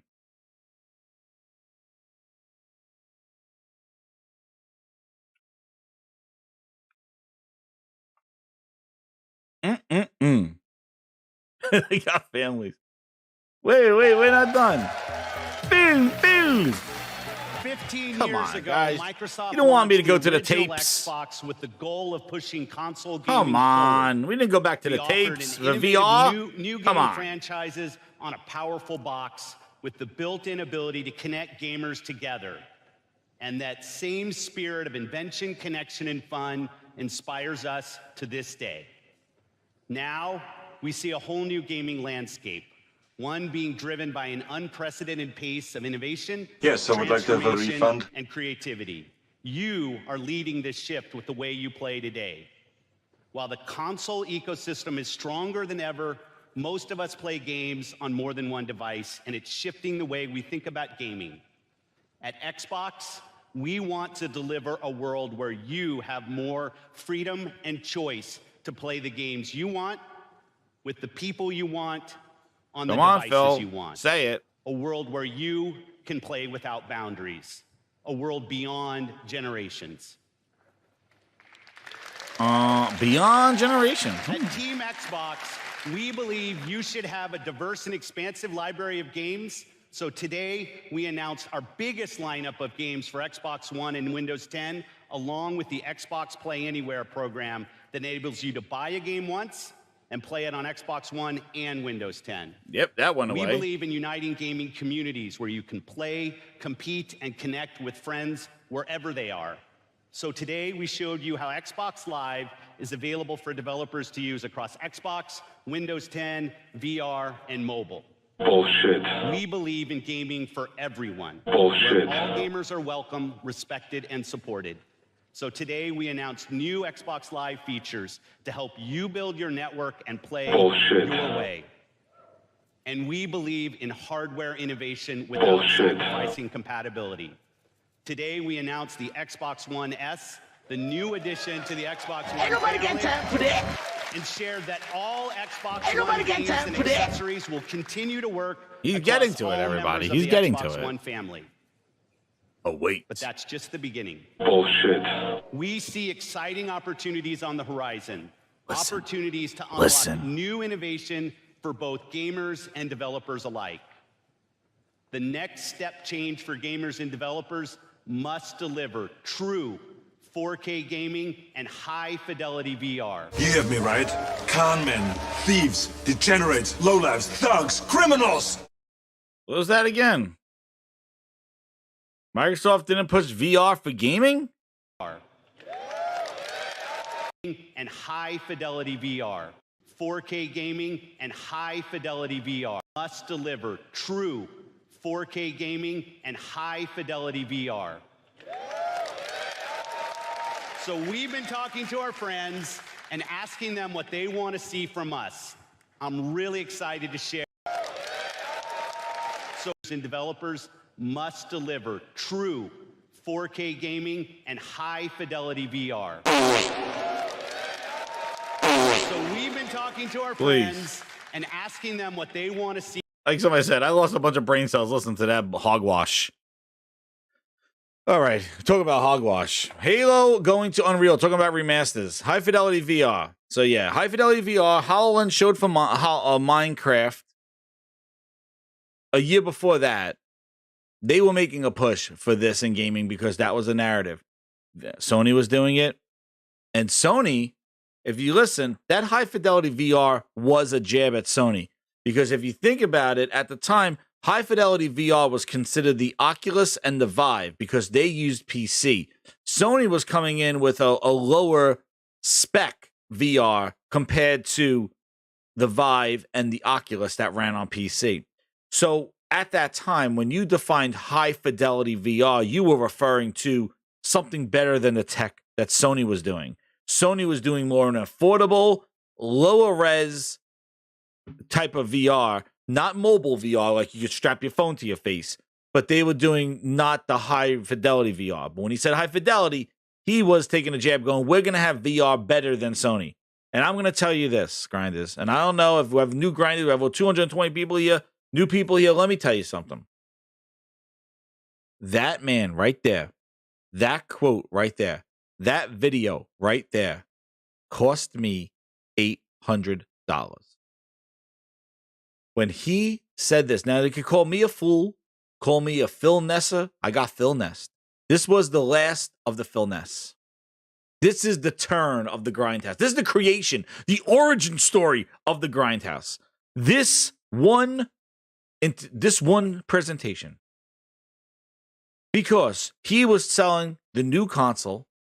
I was working when he started doing Play Anywhere. I got a gaming PC to use as a laptop for the road. So I got a laptop for that. Okay, fine. Gaming machine. Then he said it's going to support high fidelity VR. Well, I was like, you know what? That's the green light. Phil gave me the green light to go buy a high fidelity VR because the Xbox will support it. He said it. They're building this console for high fidelity VR. I got Philness. And I said never again. Because I went out and I bought a Vive. Now, I'm not blaming him. He didn't make me go buy it. But what he said, the message that he made was that this console is going to support high fidelity VR. So I said, hey, why don't I get some high fidelity VR? And, we'll see. They're probably going to support it because guess what? I get an email right after this showcase saying the Microsoft Store is selling the Vive and the Oculus. And I'm like, what? The Vive is being sold at the Microsoft Store. They're selling the VR. He says they're going to support VR. I thought they were going to plug the Vive right into an Xbox. Dude, I went out and I bought the Vive. Incredible. I was sold on VR. I thought it was incredible. The Vive on my PC was great. I loved it. And then they started pulling back. They started saying, we're not going to do VR. No. True 4K. And then all of a sudden the Philness started. And I'm like, you duped me, son of a bitch, because you said you're going to support high fidelity VR. I went out and got a VR. Now, maybe you weren't going to support that device, but dude, the store was selling it. He announced it. I got the email after the thing. Microsoft supporting VR. Get there. I went there and I said, hey, he's talking about PC and console, one world now. Okay. You're my number one customer. You know what? I deserve a slap. I do. Ow! Yes. Ow! I got Philness. As the origins of Philness. Think about you hearing that. They had that hype video about the fidelity, right? And then you get an email going to Microsoft Store selling VR. Come on, get it. Sucker. Ow! I went out and bought it. And then they never supported it. They never did anything with VR. It was great though. It worked on my PC. I loved it. Like Steam, the Vive, like it was great. I loved it. So I'm glad I didn't miss out on VR, but that sold me on VR. And then after that, I tried out the PSVR in the store because they were doing a lot of demos, right? And the PSVR was so much more comfortable, even though it wasn't as high fidelity as the Vive, and it didn't have the fidelity with the 360 movement, the room scale. The PSVR was much more comfortable. That was number one. The other thing is that the PSVR had some games for it.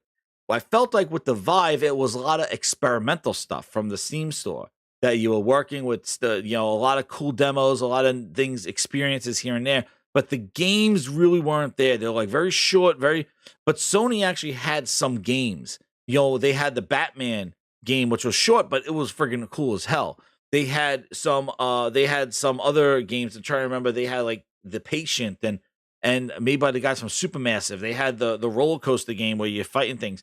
They had a lot of cool, fun games and also built off their franchises. So not only was it comfortable, yes, it was lower fidelity, but there was more entertainment I felt on the PSVR. And then I switched to the PSVR because the Vive was like ski goggles.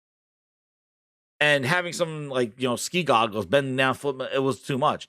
That's why I'm excited for PSVR 2 because this is going to be the best of both worlds. It is going to be that room scale. It is going to have the fidelity. It is going to have the ergonomics. It's going to have that one cord. You plug it right in. It's not going to need sensors. It's not going to need you're out of the camera view. You're not doing any of that stuff. So that's my VR story. And that's one of the reasons why I just never could trust it again. And he sold me a lemon. Yeah, he sold me a promise. And again, he didn't specifically say it, so it's definitely part my fault. I'm not blaming this thing, but I was duped. And this is like on a list of owning a Windows phone and believing that Windows phone, owning a Surface and believing in Windows 8, testing Kinect and buying Kinect. and seeing where that went. So this was just a long time coming. After a bunch of things that I invested in and Microsoft failed and didn't even follow through, signing up for $100 Groove Music passes. I still have it. I can't do anything with it. $100 of Groove Music. Couldn't redeem it at all because they canceled the whole service. I have it in my drawer and I can't. I turned it on. I try to redeem it for something, maybe Game Pass or something like that. It doesn't work at all. $100 Groove Music for a subscription for a year, and it sits there as a reminder of this company and what they have done to me as a consumer, just duping me on everything. I believed in Windows Phone. I had the 1560. I the apps, and they said the apps were coming and all this stuff. It never did. The games were coming to Connect. Never did.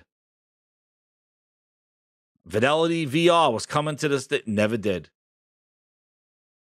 Like, guys, like after a while, I'm like done.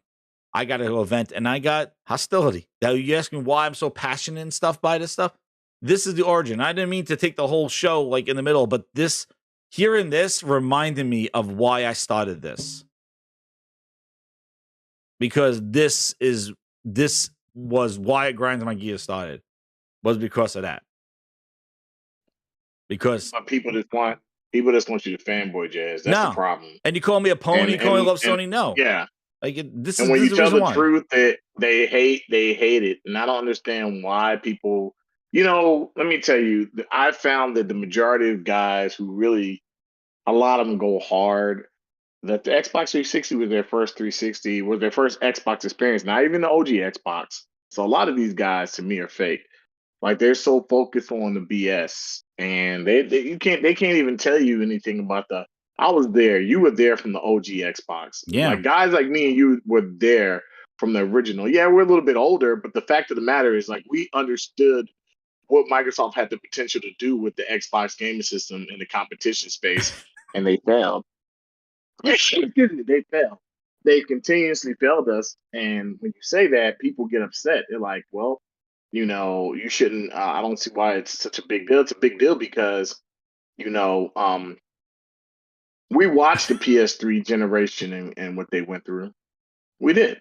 I know. We did. Yeah, like we gave them hell for it. And yeah, one of the things where I got pissed with Sony was like they abandoned the PSP. Like the PSP, like I bought into the PSP. That was my venture into Sony because I had a PS1. It failed on me after a while. I went with a GameCube. I was more of a Nintendo fan. And then basically, I got a PSP and they abandoned that and turned into a hacking device, which was great. My friend we hacked the hell out of it. But and then seeing the PS3 have the same dash as that, I'm like, yeah. And the thing is that Microsoft had goodwill because I listened to them. I followed them through with Xbox Live. They did well. And, the 360, they really advanced a lot of the things. So, they had some good faith with me, but it was after a while of too much Windows getting into Xbox where eventually now it's forget about it. It is full blown. An Xbox is not even the same anymore. PSP, Brian. Yeah, dude, these guys, Brock's in the battle with GameStop. Dude, they say that I have a Lex Luthor origin story. It's an Xbox villain story. Villain origins. Guys, it's serious. Like, the Grinds My Gears started because I had to vent about I felt, and then at the time and going to PC and just taking us and not bringing in the games either and talking this big game and then saying, hey, we got Lucky's Tales. After all this talk, dude, about this 1X, all this talk about this power, 6 teraflops, they launched with Lucky's Tales. That was it for me. I'm like, dude, they talked all this power and they don't even have a game to launch the system with. And to think about it, they just did it again with the Series X. This is not like a 1 month of anger, dude. This is years of them just consistently talking too much and failing at what they're doing. And to see people still root for them and tell me this is the best of the best, that grinds me up so much. And then to shit on Sony, who's giving you games. How can you get upset for getting games that people want to play? I don't understand it. If you are a gamer, games should solve everything. And Microsoft don't got them, man. They don't have them. And you could say, well, they got a list. Here they go. And you see the list. Oh, Lucky Scorn and Pentiment. And come on, really? You signed up the 6 teraflops, 12 teraflops. Sony was afraid of the power of the X, and you basically hyping up Pentiment and Halo. They talked about the Slip Space engine. I'm going to do my transition into Halo. The Slip Space engine. 6 years developing the Slip Space engine and all this other stuff. To only say the rumors now, again, these are rumors, that basically they're scrapping the whole thing and going to Unreal. Bonnie Ross is out. Joseph Staten, who tried to save Crackdown 3, is there hanging on by the skin of his teeth to save Halo. And they're going to scrap the entire engine. And you think a Battle Royale is going to save this? Dude, they have taken Halo and dragged it through the mud. Between the TV show, what they did to this franchise, what they did to the campaign and the story. You heard it on Willie's podcast. They ruined years of Cortana buildup and Chief's relationship. They destroyed the whole narrative, the whole story, dude. Yep. Like, they destroyed everything about this franchise. I don't understand how it comes back. New engine or no new engine, but they're scrapping it. And immediately, guess what everybody's going to? Well, I was thinking next year we might see the Battle Royale, but now that they're redoing the engine, we're not going to see anything to maybe 2025. Holy Spirit, activate. Oh, no. Like, when does it stop? Activate. Holy Spirit, activate. Activate. In all seriousness, activate. like jokes, booties, things aside, when does it stop? When does the light turn on and people realize that this ain't it? It doesn't. When does the light turn on? Like, you cannot cheer for a company this much and see this stuff going on for years and just accept 2025, maybe we'll see some. What? Where? How? How? I don't know how. How? This is not a state this is not like a local team that everybody's rooting for. This is a corporation that makes computers and hasn't made games worth a damn for you in half a decade. This is not a local team where, hey, you just got to like the New York Giants because everybody's in New York. We like this is an ambiguous goddamn company, a national company, global company.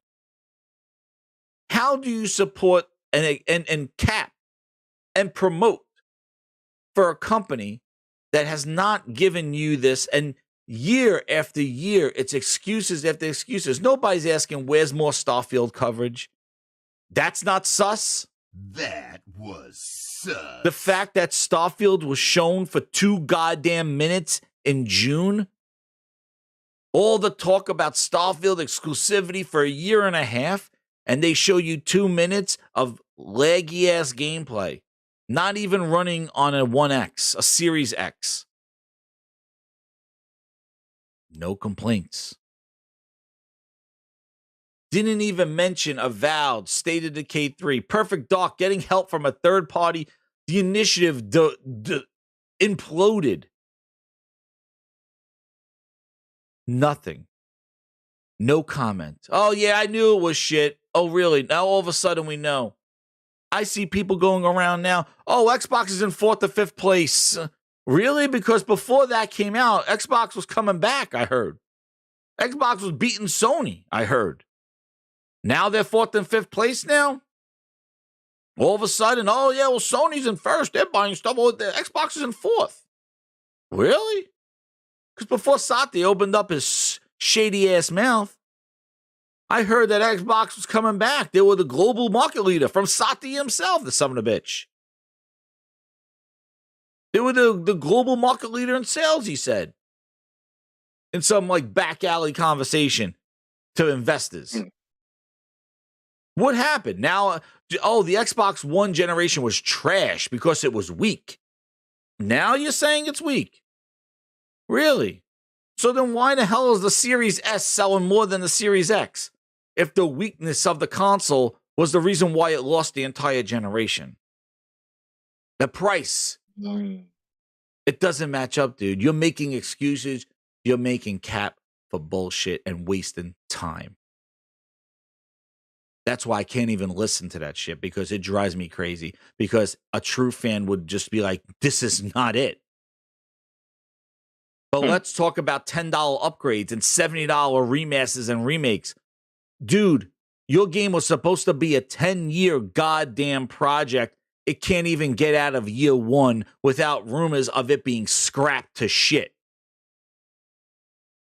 So tell me, it just sat there. And so everything that we're doing with He knows. our content, with our our cloud. Stuttering fool. Can't even know what the hell he's talking about. The cue card. The person dropped the cue cards when they called it an Xbox. Dude won't even know an Xbox if it slapped them in the ass. Reading cue cards. Somebody must have dropped the cue card. But you see, your biggest franchise. We lose Halo, we lose our way, Phil said.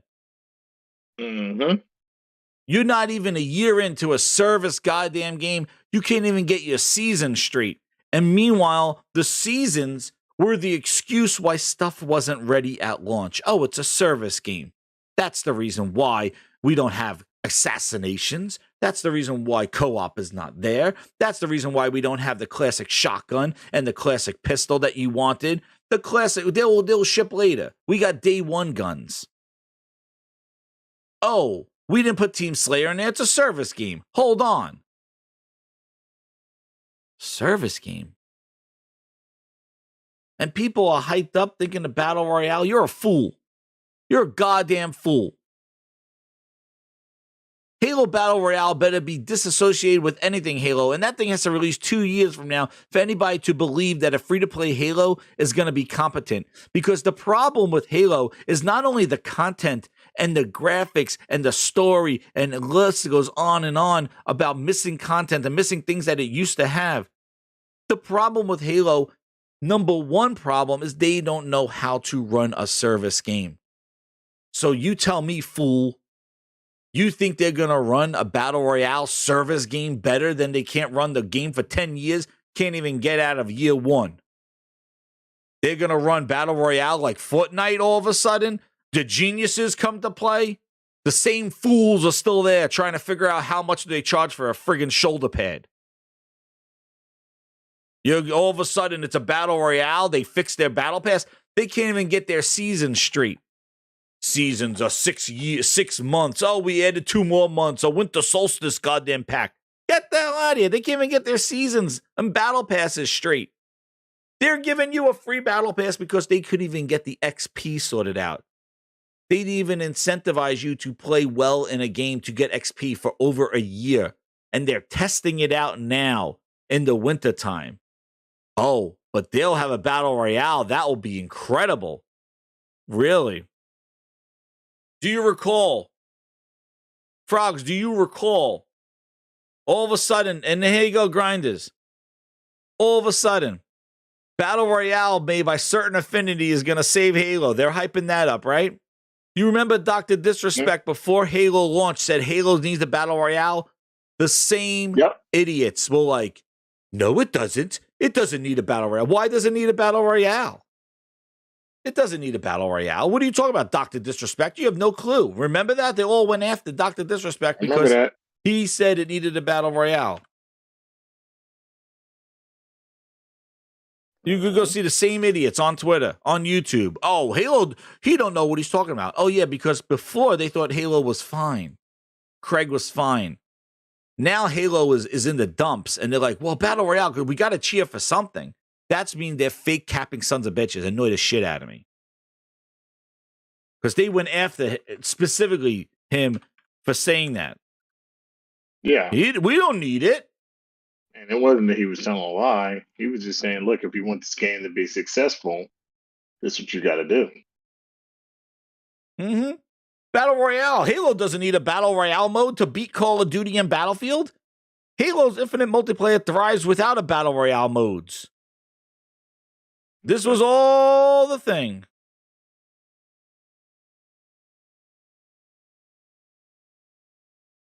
And then all of a sudden they changed their tune. Oh, a Halo Battle Royale should never have been left off. Paul Tassi with his clown ass. Now, Windows Central changed their tune in 2022.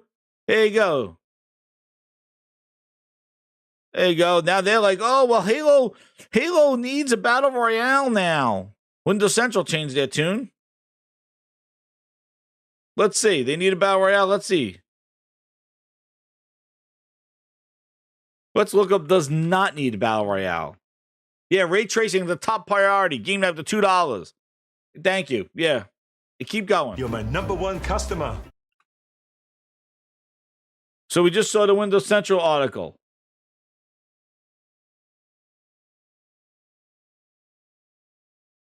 Where is it?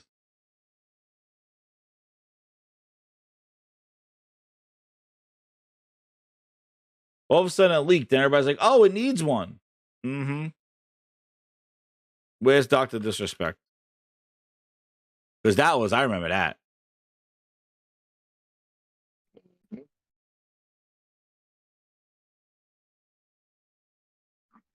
They shit on. Yeah, somebody actually wrote. Holy crap. Somebody actually wrote on the Halo forums. This is classic. Look at this. Remember when everyone hated Dr. Disrespect for wanting a Battle Royale? He said Halo's going to die and be forgotten without a Battle Royale mode. And the Hive Mind Halo community instantly dodged him and was said they had no idea what he was talking about. I just want to walk about how irrelevant he was. How crazy is that? They went after him saying, we don't need one. I remember that.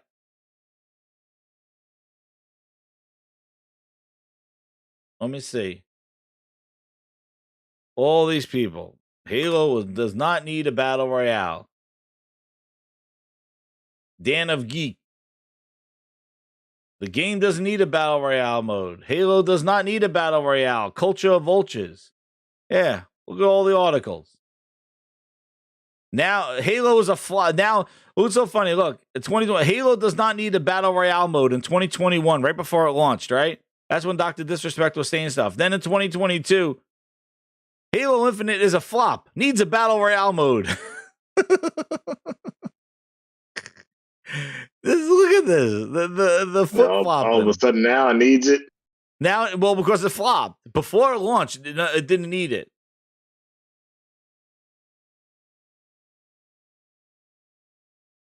Yeah, Halo doesn't need offering free-to-play multiplayer.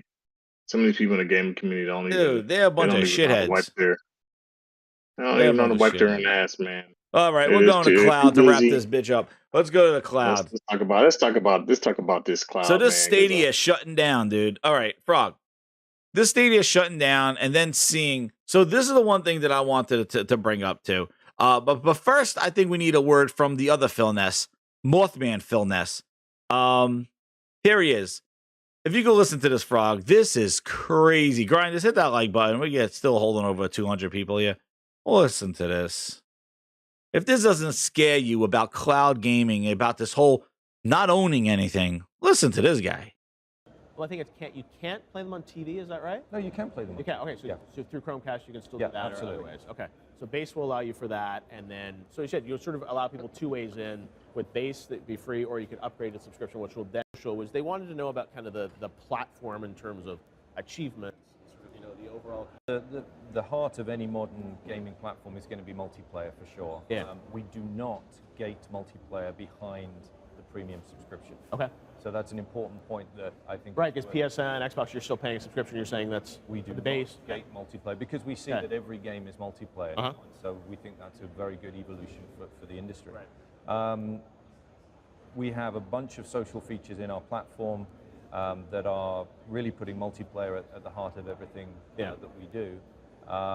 And you will see over time, because our platform is a service, the platform will evolve too. Okay. You also had said that there was, when you announced last week that there was going to be discounts on games. I think some people have asked me, it's like, what does that mean? It's all gone. 10% off, or like if there's a $60 game low audio? that comes out Hold on. this fall. It's going to be cheaper on Stadia? Well, we will work with our publishing partners to set the price. Very that are right soft-spoken. for them. But I think as a Stadia Pro subscriber, we will do our best to get great value. And you see this with other gaming platforms. Listen to where this. They will have promotions or discounts that come from time to time. Right. Okay. Yeah. I think that's the thing. Some gamers just trying to get their head around. It's such a different concept of sort of like how it all sort of works for them. And some people. I think there's a hesitation around this idea of streaming and buying a game that you don't really own at the end of the day. That people have this fear that it's like, I'm going to buy this and Google's going to shut it down, or I'm not going to have access to it, or I want to be able to download it. Google is incredibly committed to this platform. I'm personally dedicated to this platform. But do you understand why gamers have that trepidation? Of course. Yeah. Of course I understand. And, I think over the next few months as gamers get their hands on the experience and they just see how transformational it is, those changes will happen over time. But I'm super excited about November. Can't wait for people to get there. Like I said, and the fact that you've already done, I think, the test at least. You hear that? I'm to time. Right. Okay. Yeah. So the reason why I bring that up is because I want you to hear the words that he's saying. You're going to shut it down. You own it. And then he goes, well, Google's behind it, and I'm here. Where do we hear that so many times? Satya is real behind it. Phil's like, I'm really behind Game Pass. We're really serious about it. We hear that from the other Phil. Right? Same type of words. Yeah, I think that's the thing. Some gamers just trying to get their head around. It's such a different concept of sort of like how it all sort of works for them. And some people. I think there's a hesitation around this idea of streaming and buying a game that you don't really own at the end of the day. That people have this fear that it's like, I'm going to buy this and Google's going to shut it down, or I'm not going to have access to it, or I want to be able to download it. Google is incredibly committed to this platform. I'm personally dedicated to this platform. Do you understand why gamers have that trepidation? Of course. Yeah. You want to know how dedicated he is? Listen to this. As I think Xbox, it takes years to build those studios, so it'll be a while till we get some of those. Until then, are you looking to have exclusive rights to third-party games, or just exclusive features, or what can we look at as? Yeah, there are, that's the normal blocking and tackling that you see in the industry. There will be some features that are de facto exclusive because they can only be done on Stadia. Right. Things like the Stream Connect and YouTube integrations are going to be unique to our platform, and obviously we want to lean into those as much as we can. Yeah. Well, it's one of those things that, as you said, people are curious, right? I think that's the thing. People are excited. Yeah. And people started sharing on social media their congratulations, welcome to being a Stadia founder messages, and that was just a really nice moment for our team to grand opening, to see us grand closing directly with gamers. Now, today, obviously, Xbox is coming up. I think there's going to be a lot of talk about xCloud and these other streaming platforms. So when people are kind of, to put things in context, I wanted to give you a chance to sort of explain your strategy. How does it differ from what Microsoft is doing or what other streaming opportunities are? Why do you think this is the path? Well, I think Stadia has a couple of advantages that are pretty unique. One is we are 100% purely a streaming platform. Okay. We don't have the legacy of a console. We don't have the legacy of a physical media business or a physical platform to maintain. I don't know how that's an advantage, though. And then how is that an advantage? What does it allow you to do? Yeah, exactly. Well, it allows us to be completely screen agnostic. It allows us to deliver the same game experience to a phone or to a TV and everything in between. Plus, we see. So, like, the point here. Is my show? What's going on? Now, I'm sure you've all... The point here is that the platform agnostics, if people don't go there, he was on every screen available, Stadia. Did it matter? No, they still shut it down. Strategy. How does it differ from, what... Plus, we enjoy, as we are surrounded by YouTube today, we enjoy a great partnership with our friends at YouTube, but also with the YouTube creators, who I think are going to become a YouTube creators influential. And she's building out her team. Yeah. To all of those screens is very compelling to the developers. Plus, when the data center is your platform, you get access to a whole bunch of new compute and technical capabilities that will make games more fun and will add. Dude, he was going to upgrade the servers. Dude, this is Phil Harrison-ness. This is the Mothman. Whenever you see this dude, he shows up somewhere, hell's coming with him because that thing's closing down. Atari, He was the guy that said Xbox had the 24-hour check-in and then checked out.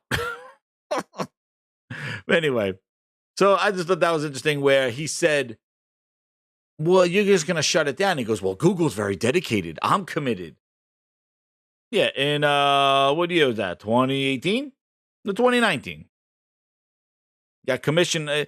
They're committed to the mixer. Dude, I'm just saying, like, these words that these executives use, I'm very committed. It's all empty air. The value needs to be seen in the product. They didn't have the games. Xbox doesn't have the games. Xbox needs to get their games out because they will have the same faith as Stadia if they still hold on to these games. Xbox has not released their first party. They've been hyping up their first party to carry their services and subscriptions. Where is their first party? Another whole year without a big first party game, and the one they released last year with Halo is a flop. Whoever think that those words would go together, Halo and flop, is in its dire need. And I'm going to tell you one thing. Even with this rumor that it's going to Unreal, that is going to let people know that Halo Infinite is not it. And people are not going to commit to Halo Infinite knowing that there may be something different on the horizon. So this rumor kills any kind of potential comeback for Halo on this. But again, I'm committed. They're committed. Blah, blah, blah, blah, blah, blah, blah, blah, blah. I just don't get it. But Frog, what are your thoughts on the cloud and Stadia shutting down? And then we're going to get into why Microsoft and why Google actually is concerned with that whole Activision Microsoft deal, talking about some sleaze.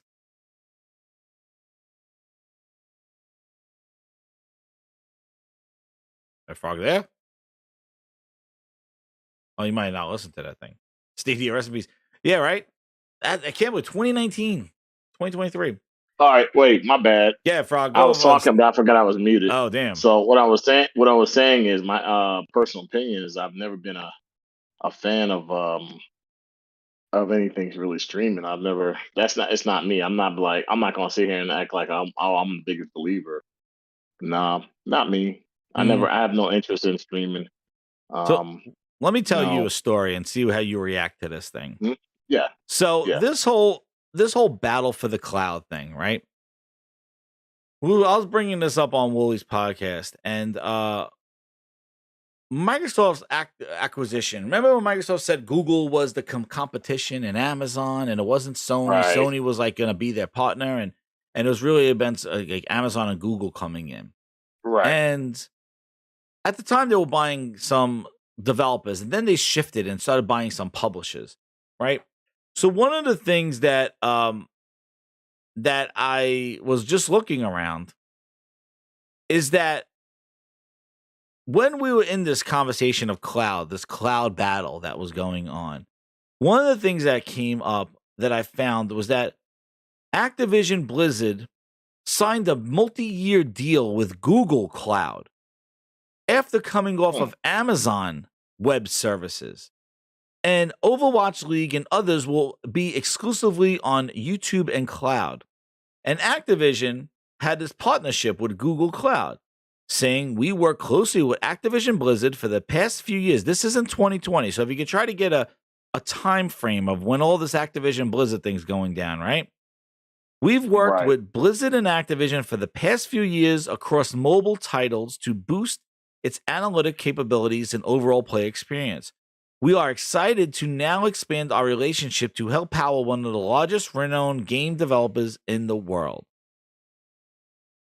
So this was not only live streaming, but they were leaving Amazon, coming off of Amazon Web Services. Activision Blizzard has also worked closely with Amazon Web Services for the past cloud servers, even presenting in 2018 at their conference. But they chose Google, not Azure, Google in 2020. They didn't choose Microsoft. Microsoft was left out on the bleachers. They weren't invited to the prom. Activision Blizzard chose Google, right? Right. Then, if you look further, it says King. I don't know if I have that one, where King was using, their mobile service was using Google Cloud since 2018. So Activision Blizzard chose. They had three choices: Amazon, Google, and Microsoft. And they chose Google after using Amazon for a multi-year deal. Well, here comes your article now. Microsoft, this is in 2020. Right. Google decided to partner with Amazon chose Google. Activision Blizzard chose Google to power their cloud and chose them as their preferred cloud provider. Now, Microsoft's deal comes in at the beginning of this year, 2022, right? The publisher has chosen. They chose Google. Microsoft didn't like that. And when Google chose them, when they chose Google, they took their games off of GeForce. Right.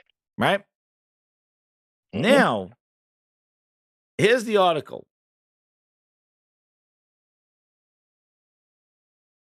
They go here that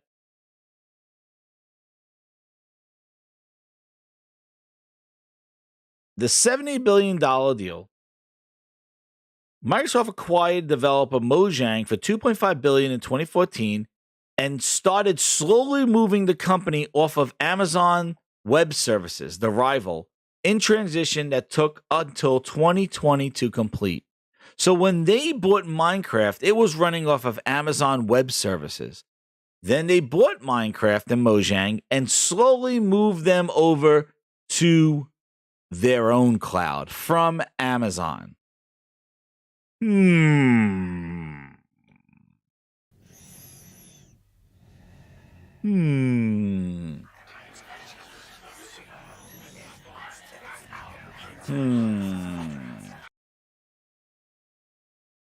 Now, Activision Blizzard chose Google to power their cloud, and Satya was like the person that wasn't invited to the prom and said, well, now we're going to buy you.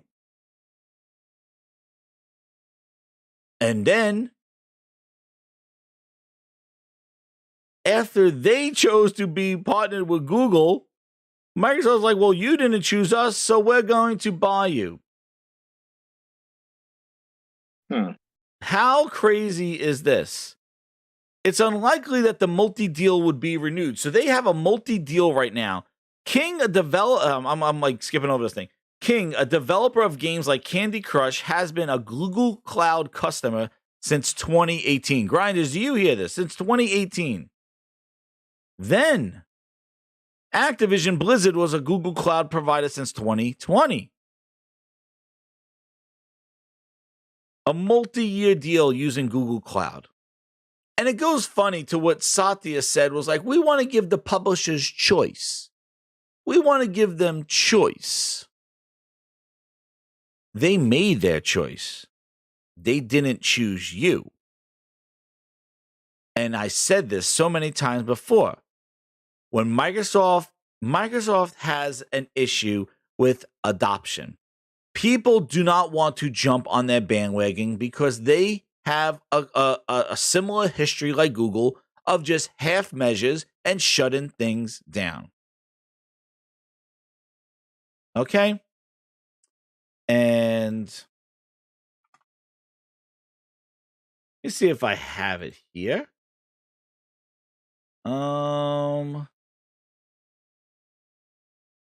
See.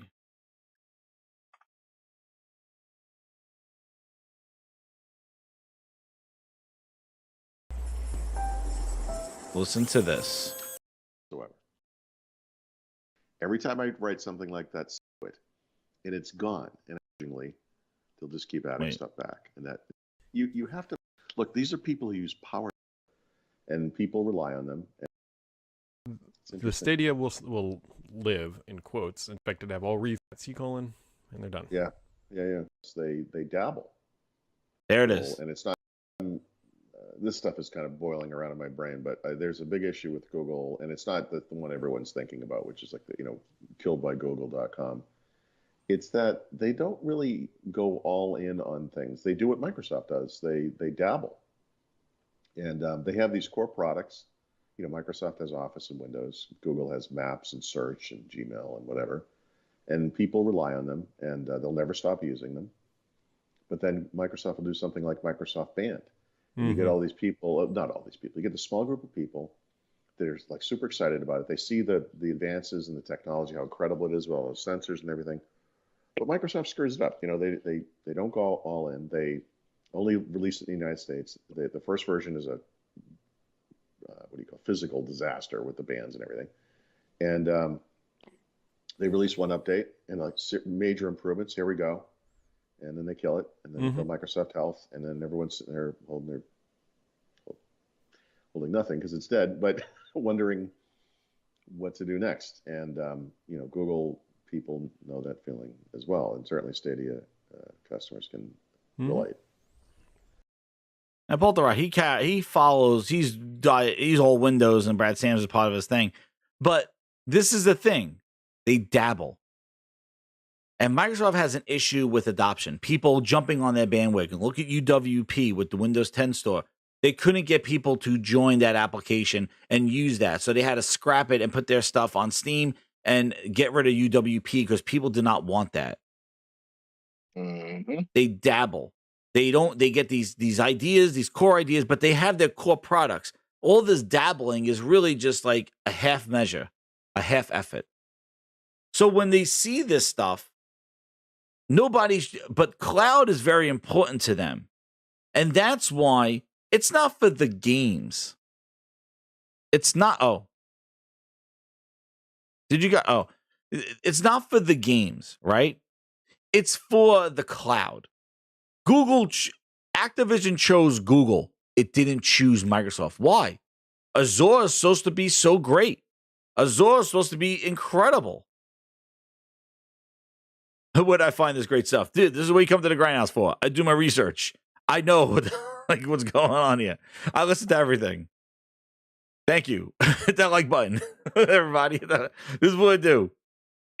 They dabble. And the thing is that they have a problem with people adopting their tech. They had the problem with the Windows 10 store. Nobody wanted to go to Windows 10 store to play games, so they put their games on Steam. Nobody wanted to make apps for the Windows Phone. They scrapped that thing because they couldn't get the apps. They were paying developers to do that kind of stuff. Now they want people on their cloud. They want people on their Azure cloud. Well, guess what? They're not choosing. They're not choosing you. They're choosing Amazon. They're choosing Google. Why? Azure's the best, right? It's the best thing. It's the leading tech. Satya, right? Well, tell us more about it. And so everything that we're doing with our content, with our our cloud, and wow, I'm sold. You clear that up right now, stuttering Satya. Clear as day. Like, the thing is they have issues with this stuff. And when people are not coming, and Frog, I use the example as Mixer. Ninja didn't choose Mixer. Shroud didn't choose Mixer. They weren't going there because of its growing install base. They went there because Microsoft owned them and bought them to come to Mixer. They paid. Activision didn't choose Azure. Activision chose Google. So guess what? Guess what? We're not going to have the publishers were not choosing Azure. They were using who they used before, web services, because guess what? Why stop something that works? If their internet and everything was working great on Google, working great on the web services, why? Just do it. And Google, don't you think they use Google Cloud and Activision as a way to leverage Call of Duty? Probably with Stadia. That happened in 2020, the cloud wars of 2019, when we just saw Phil Harrison talking about it. Right after Phil Harrison talked about it, they get that partnership that you're streaming on YouTube, because one of the features of Stadia was supposed to be I'm watching somebody stream gaming on YouTube. I click on the game and I can play it. That was one of the features that never amounted to anything. But don't you think they were trying to leverage Call of Duty? Yeah, where are those Game Pass numbers, Mr. Tennis, right? Sati used to talk about them all one. Now you don't talk about it. This is the thing. Put the booty. I want some booty cloud in the comments. Booty clouds. Because this cloud war is not turned into more games. It's games you already own, but it's like the thing is that who's going to get the money when you buy it or when you stream it? That's what the thing that you're all capping for belongs. You're capping for who's going to get your money when you buy it, because it's not that you're not getting the game. You're getting the game. But this whole who owns who is basically going to who gets the money from hosting. That's what this capping on Twitter for this purchase and acquisition is about. It's about who gets back-end money for playing the same game that you were going to play anyway. How, as a gamer, is that exciting to you? Frog, when you buy a sandwich from a deli, do you care that, would you go on Twitter being like, I'm really happy that the dude that makes the salami is actually getting some of my money for my sandwich? I can care less. You hope that the goddamn what is it, the whatever the cold cut company that's selling that thing, make sure that they get the money? Care less. That's what they're capping for. They want Microsoft to own Activision so that they're still getting Call of Duty, but now when they get Call of Duty and they get to play it in Game Pass or they get to play it on their servers, they know that Microsoft's getting most of their money. That you were getting Call of Duty anyway. Call of Duty is going to work regardless if it's on Google or if it's on Azure. No matter what, you're getting it anyway. You're getting it anyway. It doesn't matter where it is. You're excited of what? That Microsoft gets to say that, hey, we made money off the Activision Call of Duty this year? Like, that's what you're excited for? That's what the internet was about? The Twitter arguments? It's stupid. But the thing is that Microsoft's not invited to the party, so guess what? They're buying the house the party is in. That's Sleaze Fest 101. Your friend's having a party, inviting everybody. Come over here, Google. Get over here, Amazon. Come to the party. This is the House Cloud party. There it is. Come on in, everybody. This is the House Cloud party. We want Google. Come on in, Amazon. Hey, you inviting Microsoft? You ain't Azure? Nah, dude. We don't want them. All they want to do is talk business, man. We're here partying. Come on, Google. Woo! Woo! And then all of a sudden, there's a knock on the door. Who's that? Uh-oh, they probably want the music's too loud. Probably the music's too loud, right? Load the music. Load the music. Somebody's at the door. Somebody's at the door. Load the music. Who's blowing the air horn? Somebody's at the door, please. Calm down. Yes? All right. What's at the door? Hello?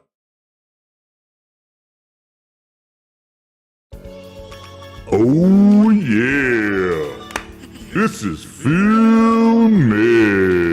You're my #1 customer. I heard you were having a cloud party here at this house. I heard you invited Google. I heard you invited Amazon. But what about me? Philness. Well, since I wasn't invited, guess what? I bought the house that you are in right now. So guess what? I invited myself. Here come my Azure buddies and the cloud. Oh yeah, you just been served.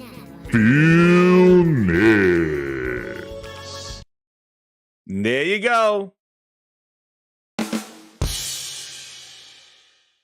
And then here he comes, and he's like, and they're playing the music. He's like, change this. I own the house now. I don't want to hear this Herman Holtz Splits music. Change this. This is not... Change it right now. Change it right now. They don't like him, but I own the house. I own the house. Change the songs right now. We're not listening to that quality music. I brought my own soundtrack. I brought my own soundtrack to this house party. Play it right now. There we go. My jam. Oh, yeah. 12 minutes and 80. They're all on Game Pass. Now this is the song we're all gonna dance to now. I own you, bitch. All on Game Pass. No more quality songs. I'm gonna play this again and again and again. It's second up too. I own you, bitch. It's money time. I spend my money and you hit me. They're all on Game Pass. What to play first and what to play last. To ground instrument tune. They're all on Game Pass. And there it is. Krog, there's the story. Please, timestamp that story. It is a wonderful story, and that's exactly what's happening. Nobody's inviting Microsoft to the party, so they're buying the house and changing the music to Game Pass. That is it. Nobody does it better than that, and that is the story of what is going on here. They basically took the quality splits music because nobody was picking them, and Phil said, I'm going to play Game Pass song. And that's the way the cookie crumbles. And that's how Microsoft's playing this game. You don't pick them? A little bit of grab assing over here from that dirty bastard Kotek. Phil sniffed death, walks over there, buys them out. You chose Google, you chose wrong. You grab some ass, I'm going to buy you for cheap. Pay you out. Now I own you, and guess what?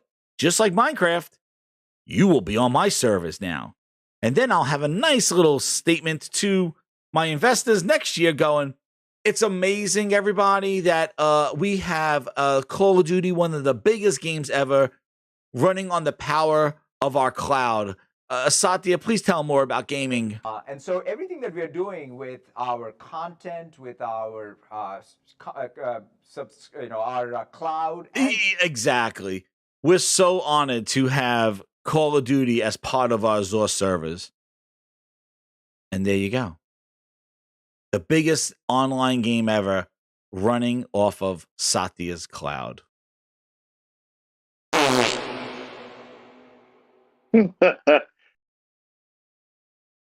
Frog, anything like isn't that's what's happening? They're buying people. Bottom line, yeah. I mean, if you want to be real with you, yeah. I mean, that's what's happening. There's no offense about it. Hey, just keep busting ass. Like seriously, they're like that's the thing. People, the publishers are choosing, but they're not choosing you. And I said the same thing with cloud. The same thing with Game Pass. If everything was so fine and it was growing and people were jumping on, like, look at VR. I use that whole example of VR to show everybody was interested, right? Yep. Everybody was interested in VR. Everybody wanted some of that. Oh, they wanted a piece of the pie. When you look at cloud and you look at Game Pass, it seems like, Rockstar is not jumping on. They don't want a piece of that pie. EA is like, nah, dude, we're good. We're not on Game Pass. Madden's fine the way it is.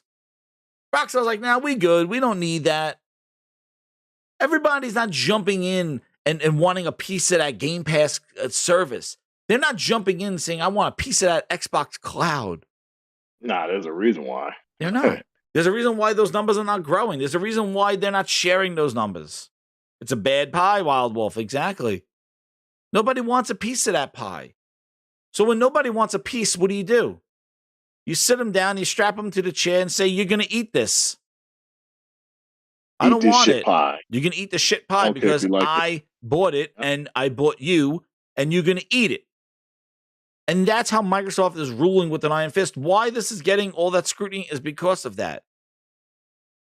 They are taking these games and these publishers. See, that's why if it was just about the game, they don't need all this stuff. But it's not about you. It's not about the gamer. It's about what Microsoft wants. That sleazeball company. They want these things running off of their services. And because these services are not being selected free will from the publishers, they're not being chosen, Microsoft is not invited to the prom, then guess what? They're going carry on their ass and they're dropping blood on everybody going, there's going to be no prom now. Yep. We're not invited to the prom. We're no prom.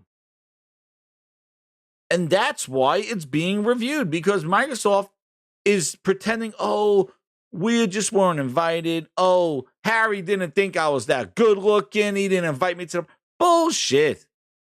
Nobody likes you. That's why you're not going to the prom. Stop making excuses. But they're going to go carry on their ass and they're going to pour some blood and they're going to piss off and piss off the whole prom. That's what Microsoft's doing. That's it. They weren't invited to the party. They're not invited to the party.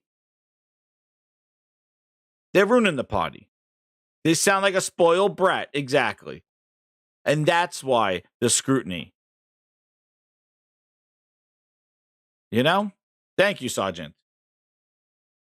But that's exactly why the scrutiny is being there, because they, and I said this before, it goes with the Game Pass thing. If people were putting their stuff on there, Microsoft would not have a problem buying. Bethesda was never going to put their games on Game Pass. They were never going to use they had Bethesda Net. They weren't going to use Azure. Well, now they are. They have no choice. Exactly. They own you. And it's interesting, from the article, they took Minecraft off of Amazon Web Services and put them on Azure. Why not? And now Google and Activision had a multi-year deal. And guess what? That will be on it until the end. And then Call of Duty will move over to Azure Cloud. Why? Because they bought the publisher and they have no other choice. It's like doing a deal with the devil. Oh, we'll give you this beautiful new building. We'll give you all this fun money. You know, hands off. Ass first approach, right, Matt Booty? That's that. Two thoughts is a yes. That's what it is. I get out of their way. I just report to Phil. I'm the messaging man. I give them 2 creams, 1 sugar in their coffee. That's it. I don't tell them what to do. They do what they do. I just report to Phil. But guess what? When their game is done, Microsoft comes by like goddamn Don Corleone. All right. I made you part of my family. Now I ask a favor of you. I want you to put the game in my service. I want to put the game in my service. Now, I gave you the beautiful house, the beautiful car, access to all my friends. Now, what do you do for me? Put the game in my service. You're going to use my cloud. Then that's it. Oh, shit. Sorry, Game Night. Game Night 5, he goes, Jez, you got to show that PR write-up to that Xbox release about how the acquisition is better for everyone. Thank you, Game Night. Yes, that was the last thing I was going to show. Frog, did you see this?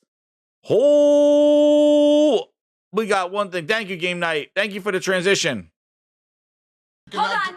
Okay. Transition beautifully into it. Activate. Oh, no. Holy Spirit, activate. Holy Spirit, activate. Activate. Activate. Before you say anything, over 200 grinders, hit that like button. Let's get a 150. Let's get a 150. Be a first. Before you, this is not Xbox Influences Tier 6 3Cs chart. This is not Frog, this is not your influencers that get care packages.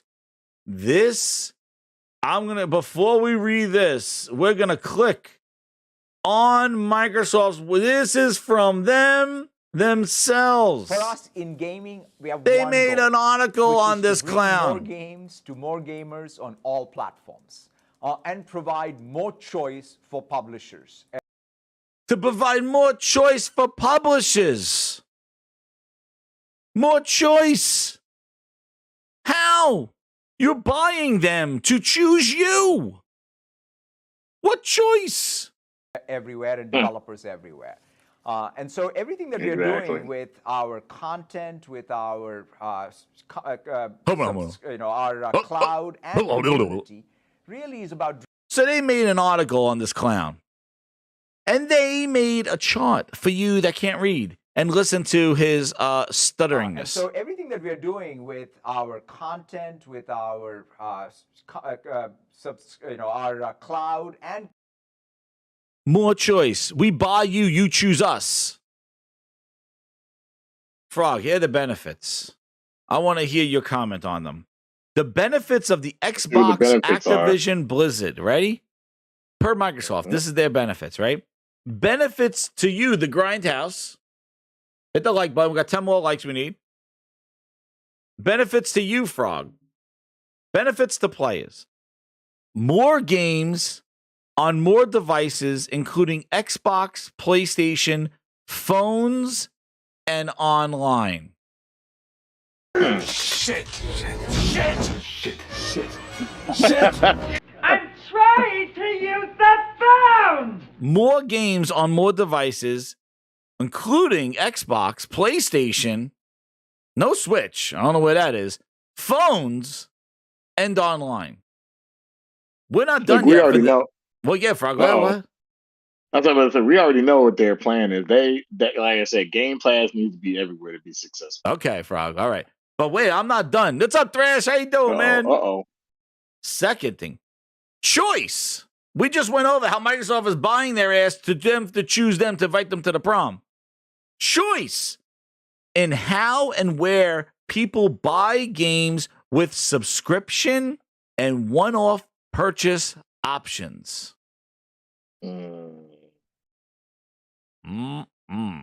Bullshit.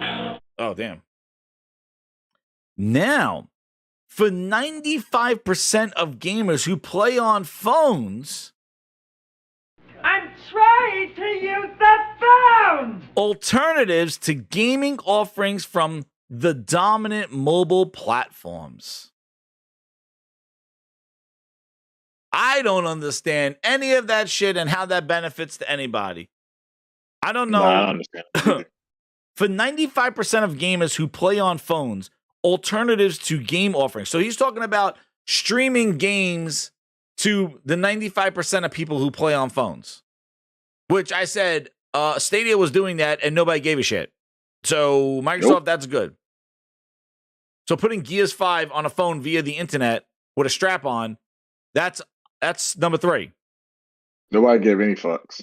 It's happening right now. Nobody cares. So, and guess what? Call of Duty Mobile already exists. So why would you play Call of Duty Mobile over playing, which is made for the phone? Why would you play for that over a streaming Call of Duty game where you'll probably get killed due to latency? But wait, there's more benefits. Benefits for game creators. More ways to get games in front of more players through support, investment, and better access to gamers. Microsoft's going to do that for you. They are number 4th in the gaming industry. They're in the best position to get games in front of more people. Euler. They're number 4 or 5. I would say no. Number 4 and 5. Sony is number 1. They are the best choice. Maybe not. I don't understand how that's a benefit. Who's that benefiting for? I don't know how that benefits. I don't know why buying Activision has anything to do with getting more people in front. That sounds like a benefit of Microsoft. What does that have to do with the purchase of Activision? Didn't need help getting their game in front of more people. Nope. So how does the Activision Blizzard thing benefit a game creator? What does that do? Does it make, what is that? I don't understand how that relates to that. Better revenue and fair market rules through our App Store principles. You mean that Windows 10 store that nobody uses? Whose App Store? Activision Blizzard were doing fine with Google. They got the Google Play Store. What's your store? Windows 10. That's a benefit. Yeah, they're all running to that Windows 10 store right now. Grinders, do you see any benefits here? I don't see anything. Am I acting crazy here? I don't know how this is even related to the Activision Blizzard acquisition. Activision didn't need, like, what game creator needs Activision Blizzard and Microsoft? I don't think. This makes no sense. Greater flexibility in payment systems and experience they provide their fans. Who? Greater flexibility in payment systems. So are you talking about the Xbox All Access? Frog, is that what you're talking about? Talking about their fans, Jeff. You know their fans. I guess. They have so many fans. I don't know. And benefits for the gaming industry. Yeah. Well, he needs tramp stamp. He needs asses to sign, so I guess so. He needs more asses to sign. He's running out of ink.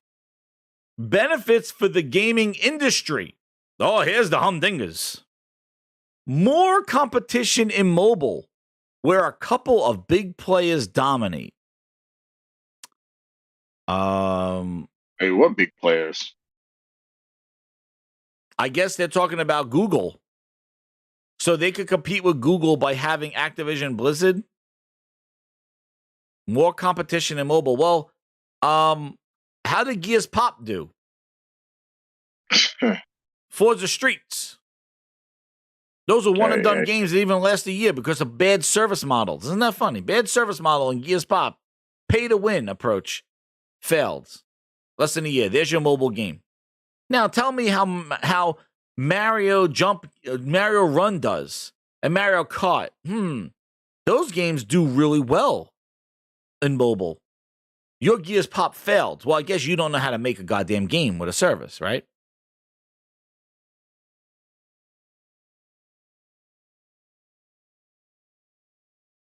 Exactly, Vex. Microsoft is scared. They're acting like the little bitch. They're acting like the little, like, oh, we're so small. Everybody's so much bigger than us. This will help. Meanwhile, they are just bitter. What you're basically saying is they're giving us the woe is me. Oh, yeah, here's the next one. This is the best one right here. Greater competition in traditional gaming, where Sony and Nintendo will remain the biggest. If you're an Xbox fan, is that not them just giving up? That's what that sounds like. Phil is saving Xbox. Satya is all in. They are writing here, greater competition in traditional gaming where Sony and Nintendo not are, will remain the biggest.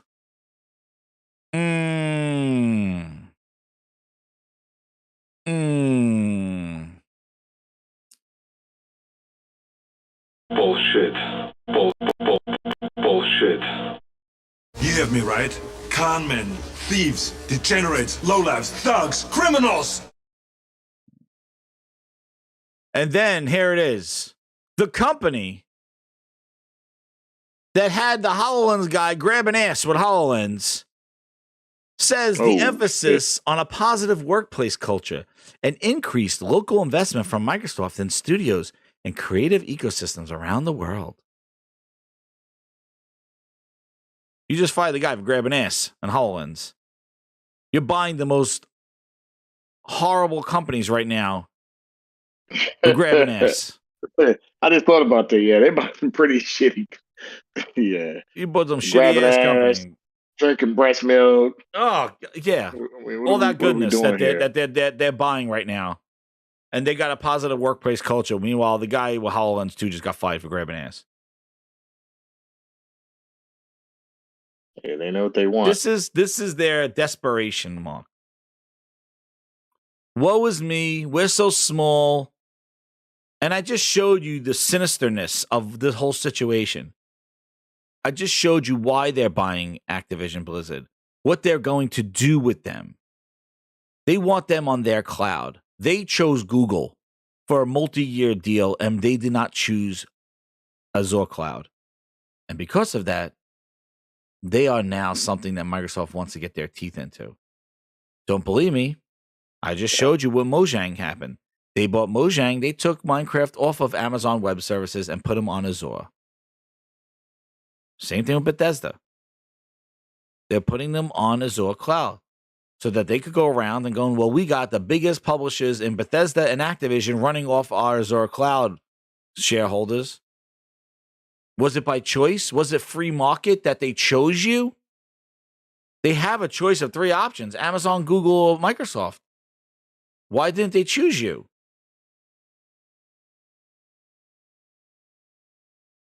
They have Game Pass. Why are they not choosing Game Pass? Why are the publishers not putting games in Game Pass?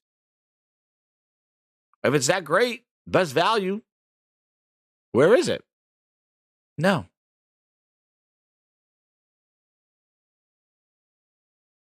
Dante, you didn't hear that? Dante. You're my #1 customer. Dante, I got something for you, Dante. Yes, they said here. Let them compete. Look at him. Looks like he's taking a shit. I'll give you some nice. And so everything that we are doing with our content, with our our cloud, and There you go, Dante.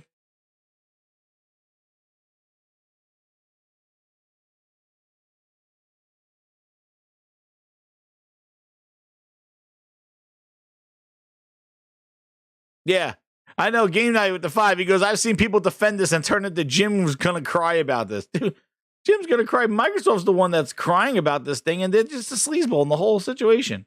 What happened? It doesn't want to play anymore. What happened? Satya blocked it. for us in game. And so we feel very, very confident. Of course, there you go. Any acquisition of this size will go through scrutiny, but we feel very, very confident that we'll come out. Dante, hear this. We are number 4, number 5, depending on how you count in gaming. In fact, the number 1 player, in this case, Sony, I think even in this period has acquired 3 companies. So if this is about competition, this period has acquired 3 companies. They said they're 4 and 5th in gaming. And Sony in first has acquired 3 companies. So let us compete by buying a whole goddamn publisher. That's what he said. Dude, they're sleazeballs, man.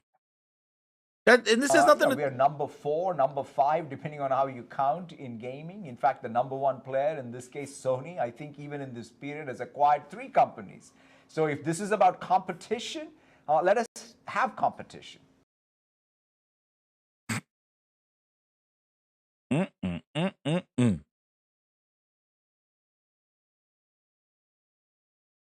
Dude.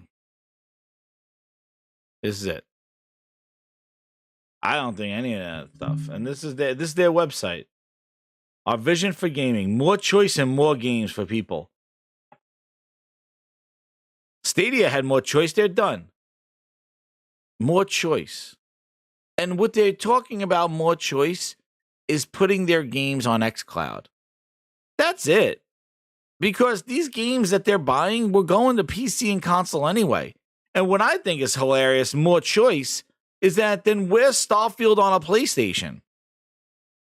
How are you doing more choice when Starfield is an exclusive to only your services? How's that more choice when the choice is your service or nothing? It's more choice. They're gonna say you port begging. Be careful. I'm not port begging that shit. I'm not port begging that shit. But what I'm saying is, if Microsoft is proposing that by them owning these publishers, they're giving more choice, then how are you giving more choice where you taking the games off the platforms that they were supposed to be on by putting them through your service? It's your choice. It's where Game Pass exists. That's where it goes. So if you don't choose to have Game Pass, then you don't get the game. Starfield was going to be a multi-platform game, too, dude. But how's that more choice? I say too, but you know, and more games, Frog, more games. All these games will come into your platform anyway. You're not getting any more. They're the same games that you were going to get.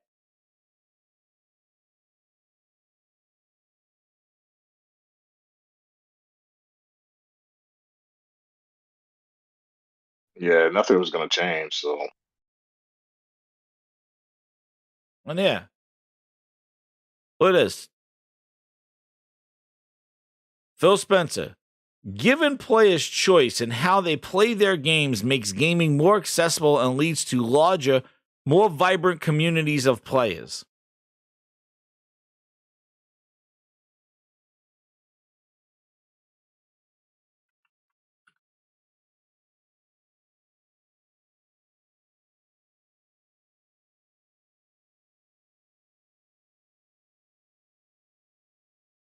Gears 5 Operation 7 update will introduce forced crossplay between PC and Xbox for competitive game modes. We'll be removing the crossplay options across Gears 5. Currently, we see 40% of our players disabling the crossplay option, significantly impacting the matchmaking times for our players on PC and console. What was that again, Phil? What was that again? I missed it. More vibrant communities of players. Really? Gears 5 was on everything. Cloud, PC, and console. Why do you need to force crossplay in order to keep that vibrant community going?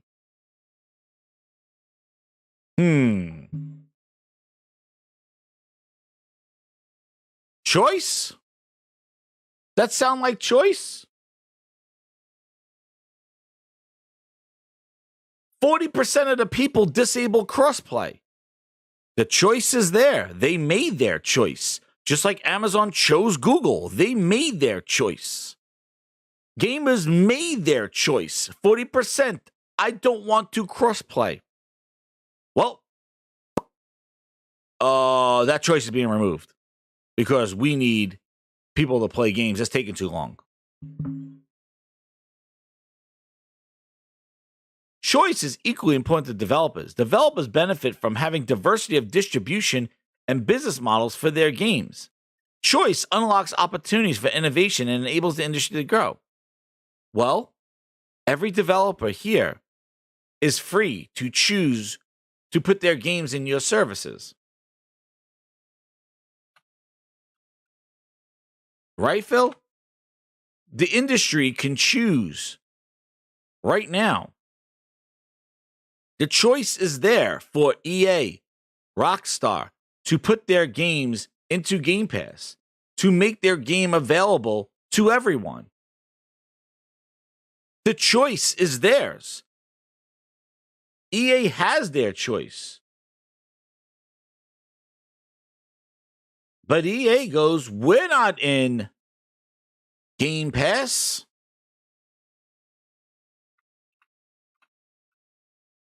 Right, Frog? He keeps talking about choice, and it seems like everybody has choice, right? Choice is their own way of doing things. It's not organic. You're getting it, yeah. They talk about organic growth and all this other stuff, but it's the way they want to do it, and that's basically what it all boils down to. Like, he acts like, by us owning you, you will have choice. They are choosing already. They're not choosing you.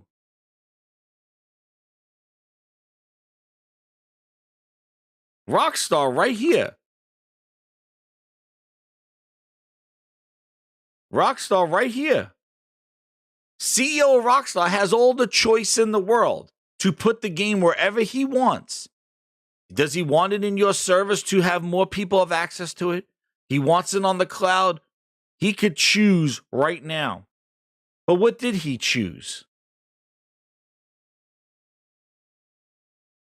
Our skepticism has been around making frontline console products available day and date with subscription. That doesn't make any sense to us because economically speaking, we don't think customers are prepared to pay for that. Why would they?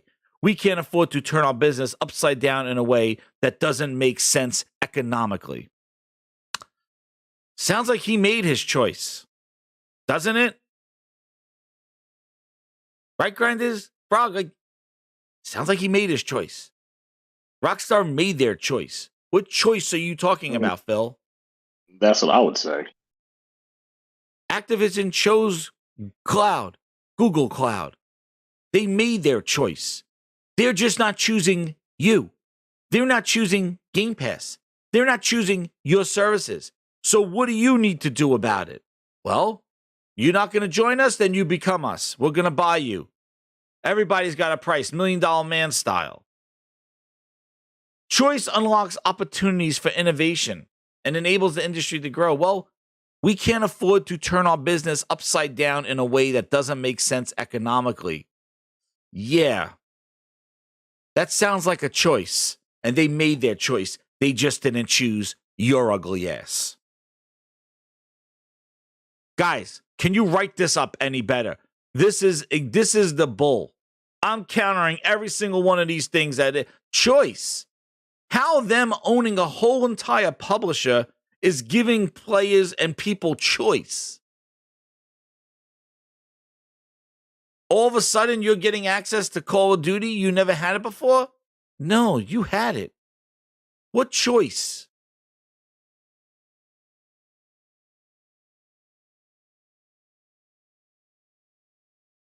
Too much friction today exists between creators and gamers.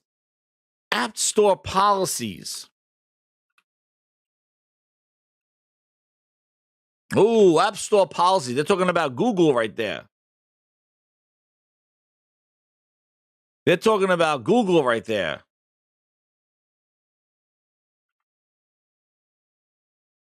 Bad App Store policies. They're talking about Apple.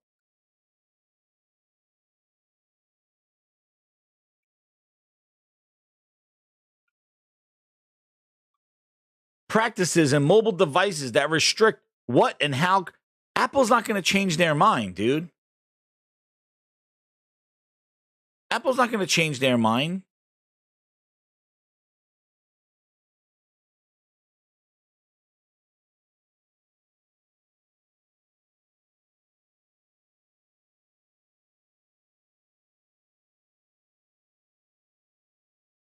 App Store policies. Yeah,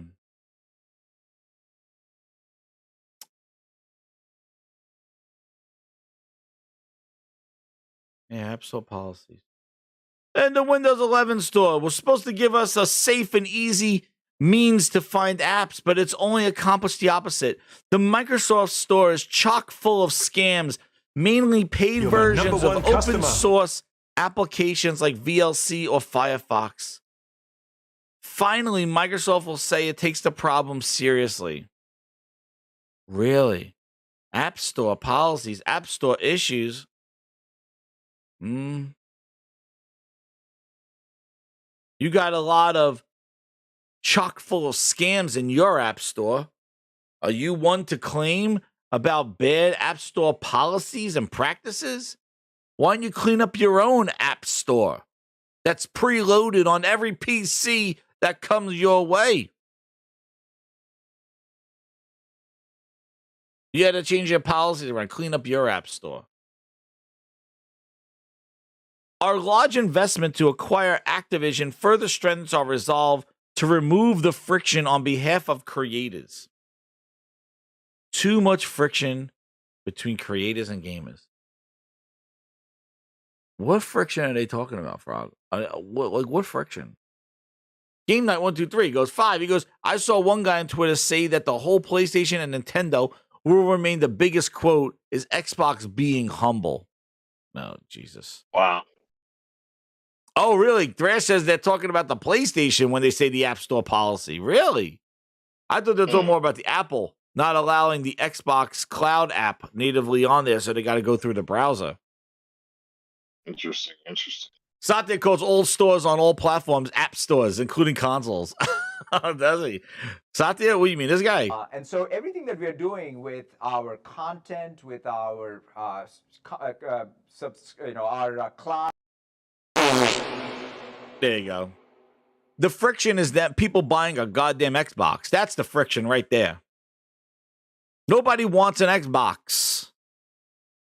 That's friction. Apparently, buying stuff is a friction.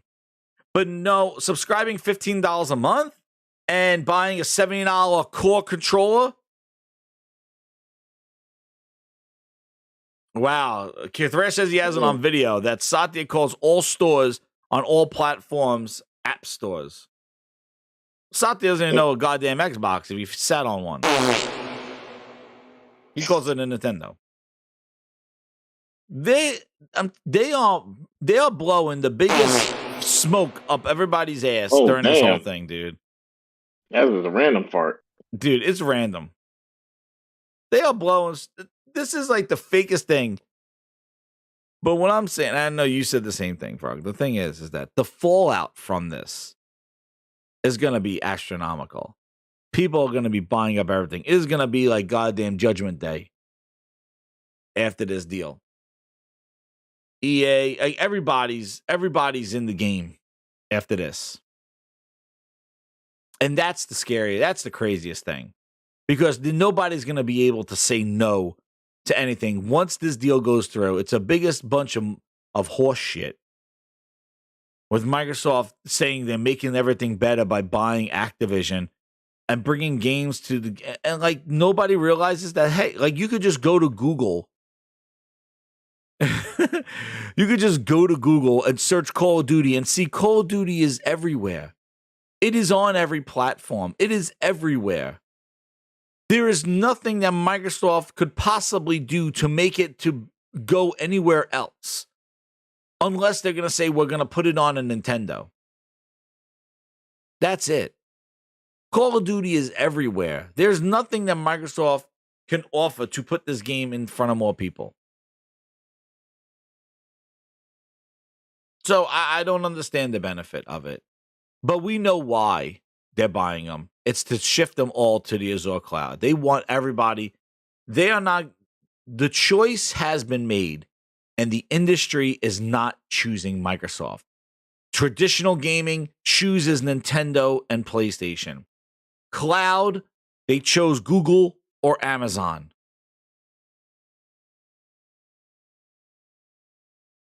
They're not choosing Xbox or Microsoft products because they not at all don't have a history of being reliable. They have an issue with developer adoption. You go look at a Google convention, those people want to make Google apps. You go to an Apple convention, they got developers screaming to make a something for an Apple product. You go to a goddamn Microsoft showcase and you got Steve Ballmer sweating balls, screaming developers. There was a reason for that because guess what? Nobody wanted to develop for them because they have a history of just dabbing into stuff and not seeing things through. And we've seen it as consumers. We've seen it with Mixer. We've seen it with I go down the list. Groove. You've seen it with Kinect. You've seen it with the Xbox One X. That dying off in 3 years after they hyped it up for over 2. It got hyped up longer than it came out for. Nobody's screaming to make an Xbox app. That's the thing. Nobody's screaming. They have an issue. They had to pay devs. They have to pay indie devs to make games for Game Pass, tech demos, preview demos. Have you seen any? How many people are that? Booty said, he goes, we're going to pay you to make games for Game Pass so that you could see if your game is going to work. Have we seen any games? They bitched about Sony trials. And meanwhile, Microsoft is offering demos of pre-released indie games that they are paying developers to put into Game Pass. Where are they? Where are they were going to pay devs to put games in Game Pass for preview before the game was released. Where are they? Where's that great deal? Why are we not seeing a bunch of indie game tech demos or slices of games, as Sarah Bond said? Where are they? They're going to pay devs to put games into Game Pass. See how it does, and then maybe you want to launch it in there when the game's ready. Get the feedback. Use Game Pass like E3, she said. Where is it? Meanwhile, the same folks bitched about Trials and Sony putting Trials in there. We got about 20 games that have game trials on them. It's actively being used. All this blowing smoke up your ass. Where is it? Paying devs to put games in Game Pass. Why do you have to pay them? Don't they want choice? Don't they want to put their games in Game Pass? Because it's such, quote, value? Shouldn't they be coming to Phil's door? Please, I gotta put Phil,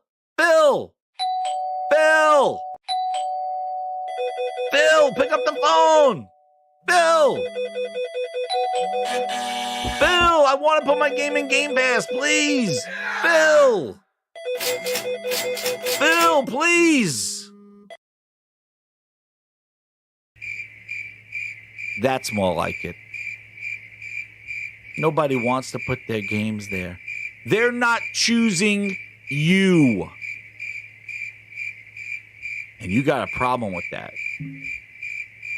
So you got to open up that checkbook and buy some friends. Because everybody got a price. Right, Phil? You got to go buy friends because you don't got friends. I don't get it. If it's so great, if it's all on Game Pass, if it's so glorious like a wonderful song. Oh, it's like us too. New games are coming fast. It's beautiful. 12 minutes in Hades. And they're all on Game Pass. Some of them are playing Requiem. What to play first and what to play last. Skyrash 2, Ground, Shroom, and Doom. 'Cause they're all on Game Pass. It's beautiful. It's glorious. The Game Night 1, 2, 3. Steel Rising has a 2-hour trial on PS Plus, but it's not on Game Pass. Oops. That was sus. The Activision Blizzard deal, SaintU.com with the $2.99. He goes, the Activision Blizzard deal is You're like my number one Xbox customer. buying nukes for world peace. Exactly. You read through those points. It makes no sense. They're going to buy them. They're going to sucker them into their goddamn cloud, and they're going to put them in the Game You're my Pass number one customer. and rot them to hell. That's what they're going to do. The $1 Million Man. Phil said everybody got a price. I'm ballsy. I don't take no shit from anyone. I smoke my stogie anywhere I want. I don't have to find a hideout place like you. Thanks, Phil. Hold on. Okay.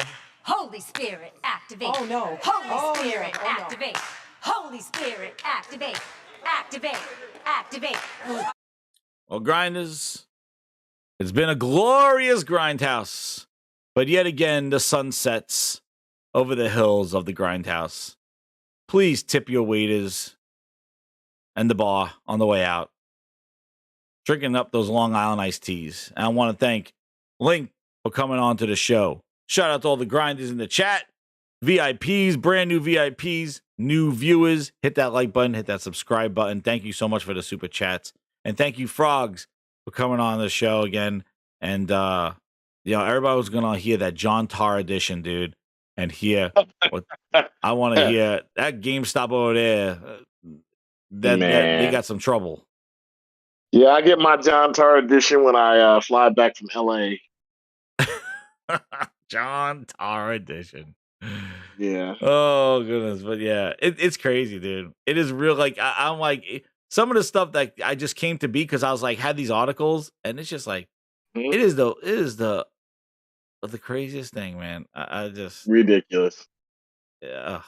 Anyway, and then to see the anger, like considering like what we've been discussing here is like, oh my Wait, we still god, you live? hate. We're still Yeah, live, we're right? still alive, but it's like Okay, you I was hate. making sure. This is negative. Oh, this is negative. But meanwhile, you see, but this is real. This is actually what's happening, and like they make up this stuff about just negative Sony stuff, which makes no like.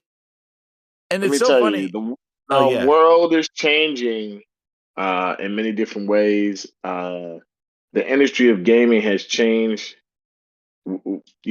drastically in so many dynamic ways. And I think that there's some things about it they're changing are great, but there's some things in it, and it all started with the demise. The demise all started with the free to play games. That kind of started what was to come. Uh, as popular as Fortnite is, and I can give respect where respect is due in certain areas.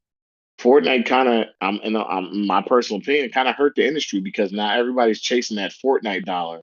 They Yep. want to be Fortnite, and I think that free to play model in a lot of ways is hurting the industry because every damn company wants to be like Fortnite. They want the Fortnite money. They want to be successful as Fortnite money. They want that cash out of this keep coming and coming and coming. I'm just like, I don't know. I think if Fortnite can find a way to live in a in a cloud world where it's vibrant in a cloud world, then maybe gaming goes that way. I kind of think when I look at all the big three we have, um, as far as consoles go, that we are changing. One company's changing drastically, and the other two are kind of like they want to stay a little bit more conventional. Traditional gaming, as they identify them as. Yeah, But or hey, traditional, I should say. we'll see what's going on. But I say, I definitely think we need to cool our tongues, and we need a PlayStation showcase because unfortunately they're holding up the whole friggin' industry, and we need to see some big PlayStation games coming up. We know we got them with the God of War, but I want to see more because I think we need our palate cleansed from all we've been talking about is Activision deals and all this other stuff. And what's crazy is nobody's talking about Starfield. Like, what happened to Bethesda? They're like now the backseat Betty or whatever the hell they are, and now it's all about Activision deal. And just if it wasn't for the Activision deal, what would they be talking about? Starfield? I don't know, clue. But it's just pathetic. And the fact that these games are being made in Microsoft and they haven't talked about them at all to get any of the gamers excited about games. Instead, they're making websites about why the Activision deal would be great for the Brazilian governments and stuff. Like that's what they're making websites on. Stupid. Anyway, hit that like button, everybody. Hit that. Thank you so much. Biggest show I think ever. It's been up there. I want to thank you again. Hit that like button. Share it out. Timestamps will be coming. Courtesy of Supermods. Thank him again. Hopefully you can do it. And yes, stay tuned for more gaming grindhouses and grinds bites this week. They'll be talking about Fernando. Yep. The only channel here that celebrates the character Fernando. Thank you again, Grinders. I'm going to leave you with one more. I know that Toolman and everybody said they were laughing so much, but you know what? I think we need one. We heard the Game Pass song, but we need to hear, since there was so much smoke and cloud talking in this show, there's only one song that we need to go out on right now, and only one theme that we need to go out on. And I think I have it right here. So hit that like button one more time if you haven't already. Hit that subscribe button. And here we go. Uh-oh, you don't want to dance for us. Dance for us now.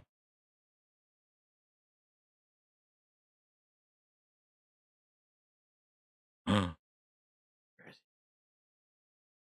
don't want to dance. Oh my goodness. He got cold booty. Cold booty.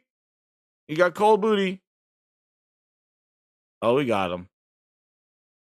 Let me see you drop the ghetto booty. Let me see you drop the ghetto booty. Let me see you drop the ghetto booty. Let me see you drop the ghetto booty. Let me see you drop the ghetto booty. Let me see you drop the ghetto booty. No.